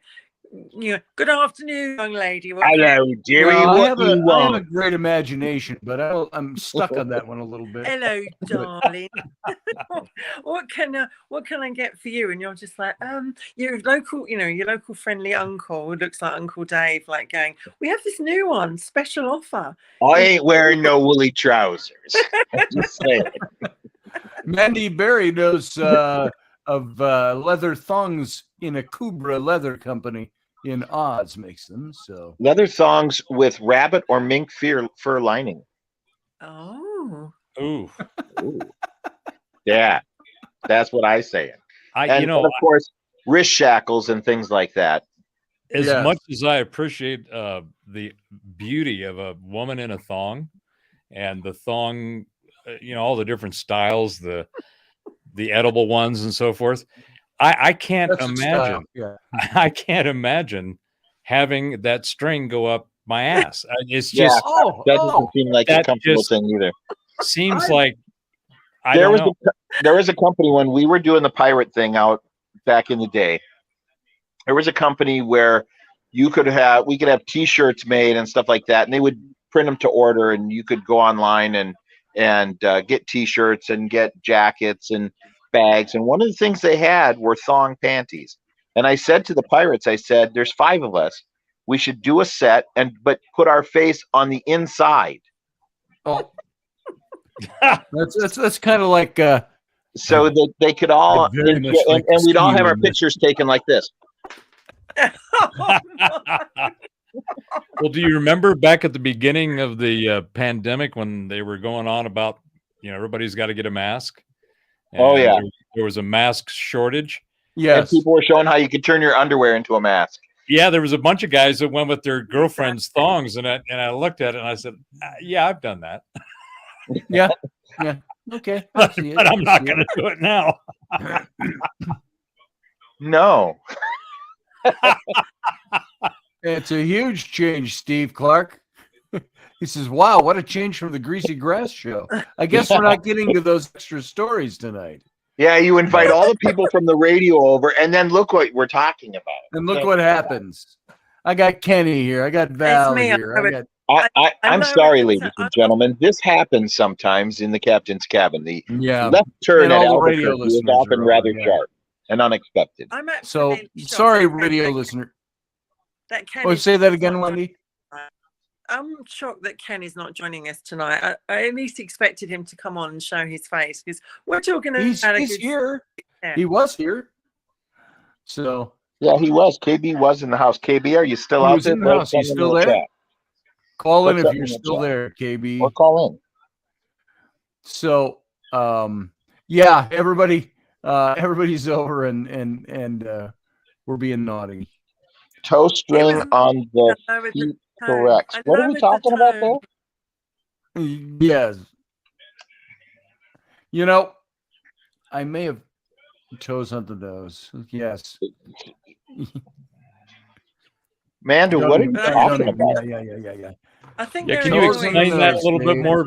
Can you give us a little more context with that? Amanda? Yeah. I was I'm trying to get that visual. I've got the visual. The visual hit me right away. Had no problems with the visual. It's the opposite of context was correct. It's the opposite of being teabagged. Is that right? I'm not afraid of feet, if that's what you're wondering. Wow.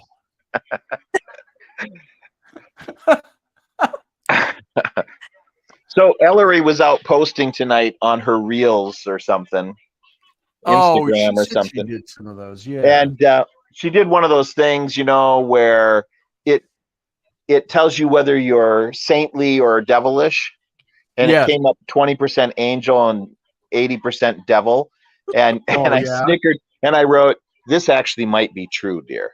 And yeah. Oh, get this. Last night, Rowan, my 11-year-old girl, newly minted. I walked in to say goodnight, and Rainey was sitting in there with her, and Ellie was in there, and Rowan's crying. And Rainey says, "Why don't you ask your dad that question?" And I thought, oh, never a good sign. What's coming up now? Not a good thing. And she asked me, she said, "Krampus isn't real, is he?" And I said, now this is my 11-year-old who does not believe in Santa Claus. She's too old for that now. But she had this great fear that Krampus was a real thing. And I said, no. Oh, Krampus is very real. Well, I started by saying, I thought I was joking a little bit, but she was crying, and I said, "So Ellery was or Rowan was?" Rowan. Oh, okay. And so I said, "Well, Krampus is about as real as Santa Claus." And it didn't help matters because I said, "Now you don't believe Santa Claus," and she said, "No, but I believe in Krampus." And so it was very interesting in talking. Then she'd better behave. Yeah, I said something like that. I said, "Well, if you think he's real," I said, "What is it? December 5th? He's supposed to come out or something and gather up all the children in baskets." And it's I don't remember what date. Yeah, really. Right, you were talking about Father Christmas. Yeah, Amanda. Whether you believe in Father Christmas anymore, and I was like, my mum always used to say to me, if you believe in him, he's real for you, and Saint Nicholas obviously was very different to what we have as Santa Claus and Father Christmas now, because obviously Coca-Cola come up with the lovely red and white outfit that they. And I brought up Saint Nicholas last night. And if you notice, the classic Santa Claus wears red pants, pirate boots, a big wide belt, and a red waistcoat. I'm pretty sure he's a pirate. I'm just saying. Sure he's a pirate. Yeah. And he's got a bag full of booty, what he's taken from someplace. Yeah. Yeah. And he breaks into houses. And buries his treasure under people's trees. He goes into so he can come back for it later. Not good. What was that, Wendy? He goes into people's bedrooms too. Let's be honest, because if you have your presents, enough said. You know what I mean? Know what I mean? Santa's just looking for outside me nose. Santa's just looking for a little cookie and love. I mean, come on. That's right, cookie and love. How come there's no little Santa Clauses? Because Santa always comes down the chimney. Not just for Christmas, right? Santa's for life. Right. But years ago, my brother was absolutely. He was like, I'm going to wait up all night. I'm going to wait up all night for Father Christmas, and he did, and he got a big sack of coal as well. Oh, here he is. Hello, Kenny. Hey, everybody. Who here has a big sack of coal?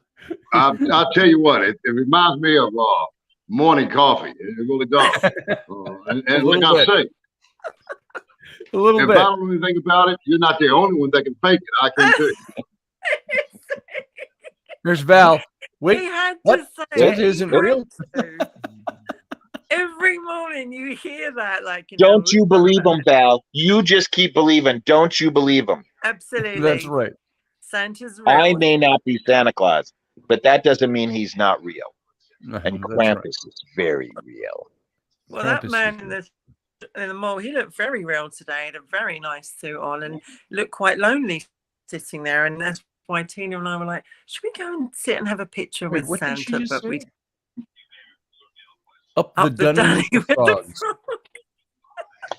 You know, Scotty, I may have to set up a new Krampus Facebook page and start sending things to Rowan. Oh, it's You horrible. should. You should. Send her a Because this is what friend uncles are request. for. When you find the shatter point, you target in on that. You just That's keep right. going. That's right. That's what uncles do. That's what uncles do. So let's Um, ask KB, because we all were asked, what do you want in your Christmas stocking this year, KB? KB, what does you want in your stocking? This is a family show, so I'm gonna keep it. Oh, we've already talked about things that I didn't even think I'd ever say in public, and then I said them I mean, on what I Facebook. want, I'm not gonna get. So there's no sense talking about it. You know what I'm saying? Yeah. Oh, Well, not even a hint of what you want from Santa?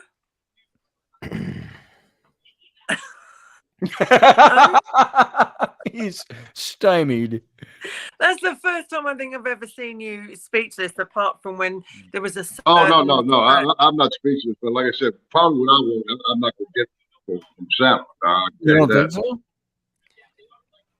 I had to join your show this morning again, KB, because it was a very entertaining show with certain stuff. I'm getting bad. It was Valerie said. He was overwhelmed with the ladies. Valerie said she almost panicked there, Kenny. This year almost panicked. Yeah. I understand that. Val's down the road. She's almost as far as winning. I mean, don't be hey, shy, I'm getting Val. double You can feedback. call You in. guys get it? It's just on my end. Don't get him started, she says. Don't get him started. Apparently, if you leave him in an empty room, like on a ghost hunt, and something goes back, bang in the night, he's the first one out, climbing over you to get out. He's like, Kenny? Apparently, yeah, he is.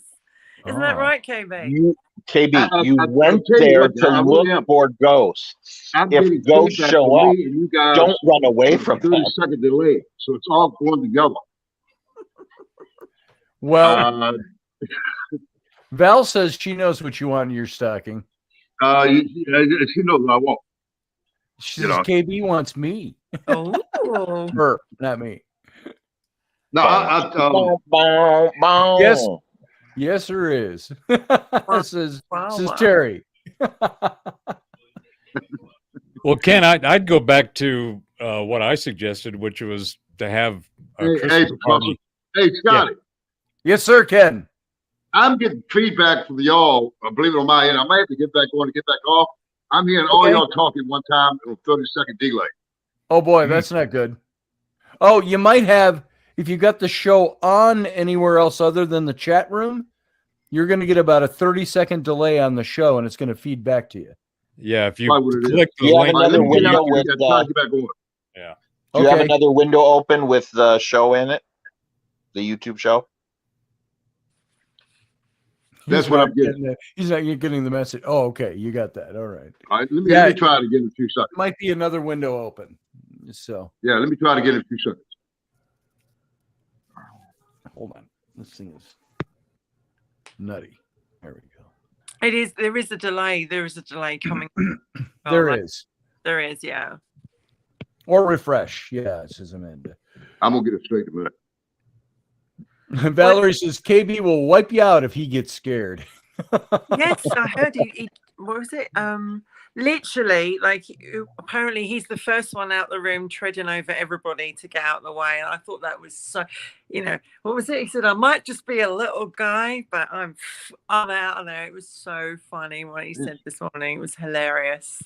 When we did that, John Ward and Rocky Stucci and I did that one house in Minneapolis, and we got the big bang that shook the whole house, just a boom. And I stood up. I was on the stairway. We were down in the basement, and I stood up and I went. The first thing I said, "Hello," and I stood up. And I said, "Kitchen. Let's go up to the kitchen." That's where that came from. And we're running up the stairs. John is behind me, and Rocky is behind John. And Rocky said of that situation later, he says, if John could have run up inside Scotty's asshole and out his mouth to get out first, he'd have done it. And John, that's when John uttered those very famous words, "Get me out of this fucking house." So, as we were going up the stairs. So that was pretty good. Yeah. Too funny. But you want something like that. Like if you're gonna go and do like a paranormal, or Mark always says like he wants to have that. As we like to say over in the UK, fuck me moments. You want to have you want to have those moments when you're out doing a paranormal, when you're like, you do, and it's quite all fun. the time. All the time. I don't think she means it the way you do. I got to pay attention. I'm sorry. I don't think she means it that way. I can see why I haven't been on the show in the middle of the night before. Oh, yes. This is what goes on in the middle of the night here. This is what I'm missing when I'm in England, like this week. Well, Christmas, we've pretty much beat Christmas up. What about New Year's Eve? Does anybody fire up something, have anything special that they do for the transition of the calendar? Hold on. Sorry. Make it go with a bang, you mean, like New Year's Eve? Lots of fuck me moments. Yeah. I mean, you're going to break fireworks, the whole thing going off. Right?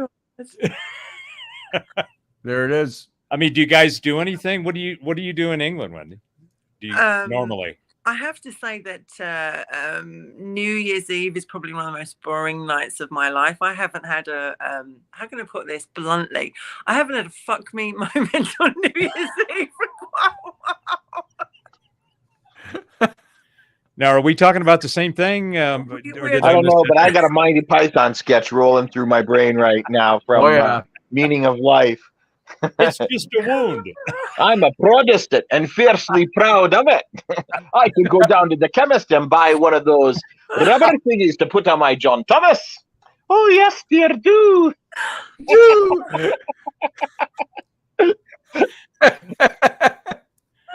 Those bloody Catholics popping out babies every chance they get. Yep. So that's New Year's Eve. Like it comes and goes, as that's it. It's just really boring. And really? maybe I need to go to Scotland and do Hogmanay or something, because got to go to Scotland for your New Year's. Exactly.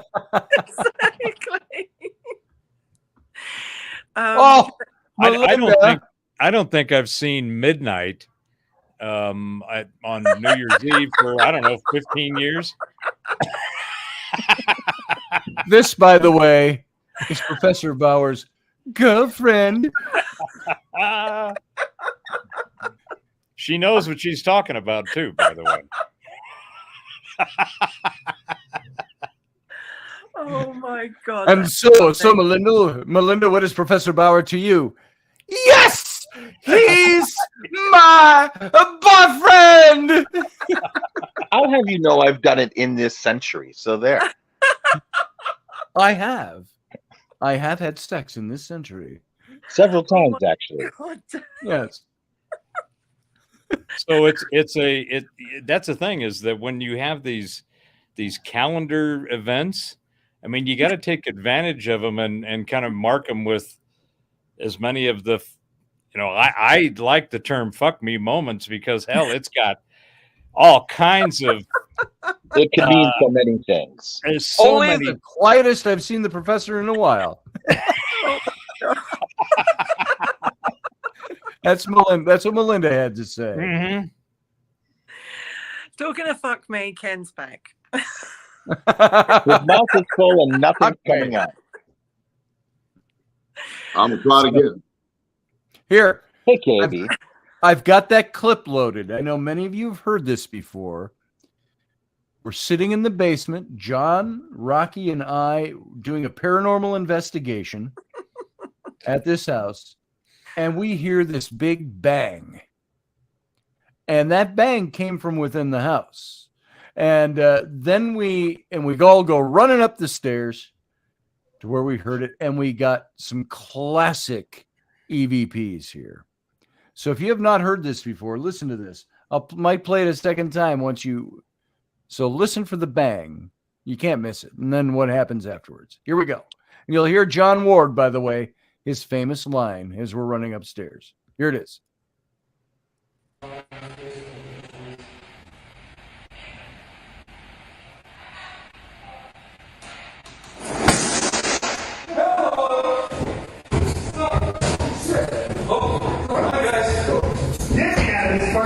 Wait. What tipped over? Hello, thank you for the sound. What was that? Here come the EVPs. Hello? Listen. Hello, is anyone here? Welcome. Hey, thank you. Thank you for the sign. That's John grabbing the microphone. Okay. I'm going to play that for you one more time. Now that you've heard Is that it, a barking sound? it's a huffing. It's like it's going, welcome. It says after that. It's like it's going, Where's that coming from? welcome. Oh, somebody's got feedback coming in. It's like it's going, where's that coming from? So yeah, somebody's got the show on another channel. Yeah. Who's got the sound on? I don't have it on. I shut mine Let's off. see.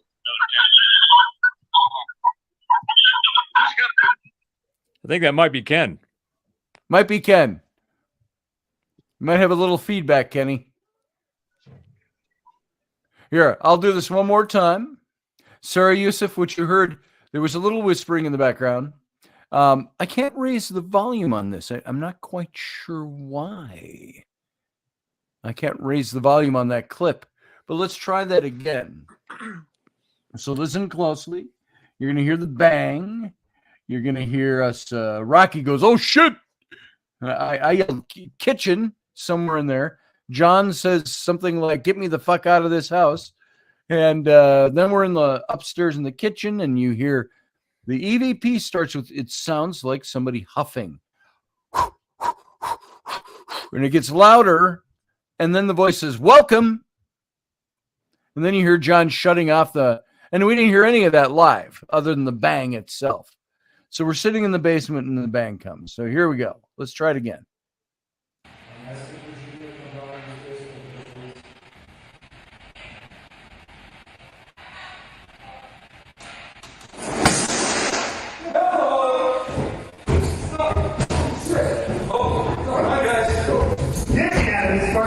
Wait. What tipped over? Hello, thank you for the sound. What was that? Hello? Hello, is anyone here? Welcome. Hey, thank you. Thank you for the sign. What was that? Then John at the very end, he's grabbing his recorder, which he had left up on the kitchen counter, recording, and he's like, oh, what the hell was that? We all stepped outside and had a smoke after that. So Wow. And that was very clear. Welcome.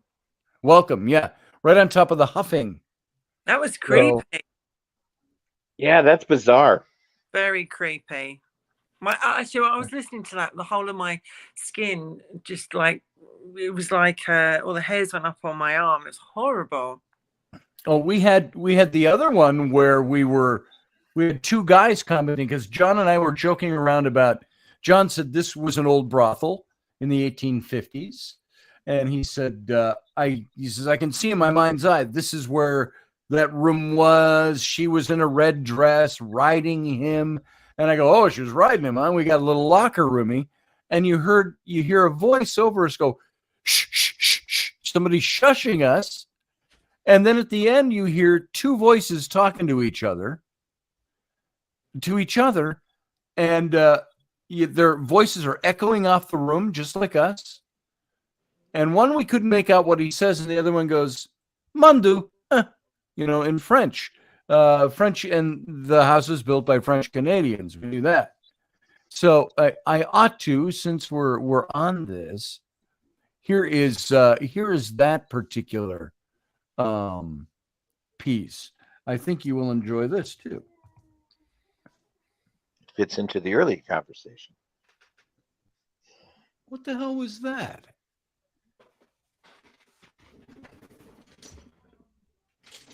I thought it was the dog. I'm sitting here, and right here off to the left of my desk, I just heard. That was me. That was you? Was that you? That was me. Good grief. So I'm not looking at my screen. I've got the black screen up because I'm digging for a file, and I hear. I thought, that's the dog. And then I'm looking, there's no dog in here. There it goes again. Okay, hold on. I gotta start this again. I'm sorry. Hold on. Okay. Now listen for the shushing. Here we go. So, if you shoot right, actually didn't see that to the right. I kind of realized it. So there you go. Now, one of them sounded, that guy that said Mandu sounded just like me, but I didn't say Mandu. Was that okay? So here, I'll play it again. Hold your thought, Dave. Here we go. Listen to this now, Professor.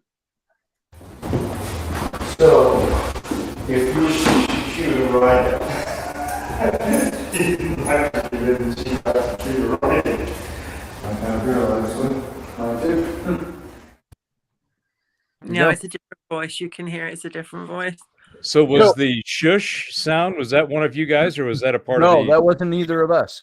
Rocky left one of those recorders has got the two mics on it, left up to record in stereo in this empty house on a wooden floor. We're over on the side of the room, and that's where this is taking place. Then you hear, I'm going to play one more time.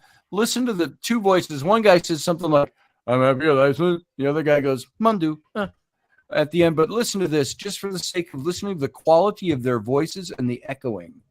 And then the shushing at the beginning as we were talking about writing. So watch. Here we go. So, if you shoot right, actually didn't see that to the right. I kind of realized it. It's echoing off the walls. Yeah. Okay, so you know how sometimes we talk about the fact that maybe what we're actually experiencing is some sort of hole in time where we're hearing a conversation, or maybe they heard your conversation, and the one guy said, shh, do you hear somebody talking? And whatever the second guy, the guy said at the beginning, we don't know what it is. We've tried to decipher that and we can't. But the other guy, his answer is Mandu. My God. I think to your point, Dave, which is kind of interesting the way to think about it. So you got Scotty and the guys in that room, right? Yep. And they're having a conversation. And that's in that dimensional space. And there was a crossing of the sword, or the frequencies, if you will, with those that were in it before, if that previous frequency stamp. Exactly. There was kind of a crossover, and you each heard parts, but they had the same experience, if you will, that Scotty and the guys did. Yeah, they heard voices. Maybe they couldn't make them out. Maybe the guy didn't hear what the guy said, but maybe he's like, "Do you hear? Shh, do you hear that?" That might be. I've never even. And then the guy's like, "Mandu." Yeah. Mandu? But that comes into that saying about it being a time slip, for one moment, to time streams, which is totally possible. Who knows? If one of you had leapt onto the bed, maybe you'd have bounced into their time period. There was no furniture there. So. Oh, bummer. I mean, because it would have taken a bed to make that happen. Yeah. Yeah. And I just noticed the time. Now, Sarah Yusuf said, "I heard a feminine scream." I don't know where she was hearing that, but I'll have to listen back. I've never caught that. So, where'd you go? There you are. All right. So you know what? It's almost abrupt. It's almost like I feel almost like we're pulling out of this prematurely, but and just you're consistent in keeping with the theme of the evening. Theme of the evening. I tried to fit that in there. That's the way the old man goes. Time to go. Got another house to deliver to. Gotta go. All done now. Bye. Have a good Christmas. Thanks for the milk and cookies. Especially the ones with the green flakes in them. Really appreciate those. Yes, like those. Love to get that recipe sometime. Yes, right. I'll be back for the recipe. Yeah. Santa in pirate. That would be very interesting. So, yo ho ho. I mean, ho ho. All right. Are you ready for a broadside, dearie? Yeah. Well, I look forward to the day when all of us are in the same place doing a paranormal thing. I think we'll have a great laugh. It'll be, good fun. Oh, yes. So, my lady, would you like to climb me mizzen mast? And go down below and swab me decks. Oh, sir. Oh, sir. And don't worry about the poop deck. It's already taken care of. Poop deck's off limits. Yeah. Just because they calls it that doesn't mean you do that there. Yeah, that's right. The thing is, Dave, you've got it going on for you so well. I mean, you might not be in costume, but you only have to open your mouth and, it's a whole new thing comes. It just happens. That's what she said. It just happens. And once you turn it on, it's hard to turn off. Exactly. All right. All right, guys. We got to get out of here. And folks, you don't have to go home, but you can't stay here. I hear children screaming. I'm going to say goodnight to Professor Bauer. Happy holidays, everyone. Thank you. Happy holidays, Prof. Jimmy's trying to kill me. Uh-oh. Hello, little one. Good time. Hey, little one. We're on the radio. I know. Dave, there's a Krampus, right? Krampus is very real. I mean that. Wait. Mom and Dad already told me. Oh, just you wait. I know Krampus. I'm going to tell him about you. Oh. All right. See you, Professor. All right. Take care. Have a good night. Uncle Dave. Off to Facebook to set up a program. Well, you go have fun. See you. All right. Ta-ta. Wendy, good to see you, as always. And you, my love. And I will, if I don't see you before, I will see you Tuesday. Tuesday, that's right. For? It's going to be Roberts and Robertson. That's right. And it'll be 4:00 here, but it'll be 3:00 where you are, because you'll be in Calgary. I'm going to be in Calgary and not in London time. And it's so nice that I've been able to be with you boys today. And yeah, you were in the locker room tonight, definitely. I think I could hold my own just about. I think you could. So anyway, listen, lovely to see you and see you soon. Good to see you too. We'll talk soon, and you have a good night over there in Calgary. Thanks, honey. All right. Bye-bye. All right, folks. That's it. That's all we got tonight. Appreciate you stopping by. We actually ran about 15 minutes over, but I was 5 minutes late to start with, so it'll balance out somewhere in the middle. So thank you for being here, and we will, of course, see you on Sunday morning. Thank you, Barbie D, for saying that. I appreciate that. And thank you for all the hugs and smooches and kisses, Amanda Berry. Appreciate those, too. Keep sending them. Professor Bauer and everybody else. Field Guy, good to see you. I didn't see you earlier. Sarah, good to see you as well. Yeah, leave a wicker laundry basket near her bed. That would be fun, I think. We'll have to see what we can do with all that. All right, guys. So I got to get out of here. So you all have a good time. Have a good night. We'll see you and live long and prosper.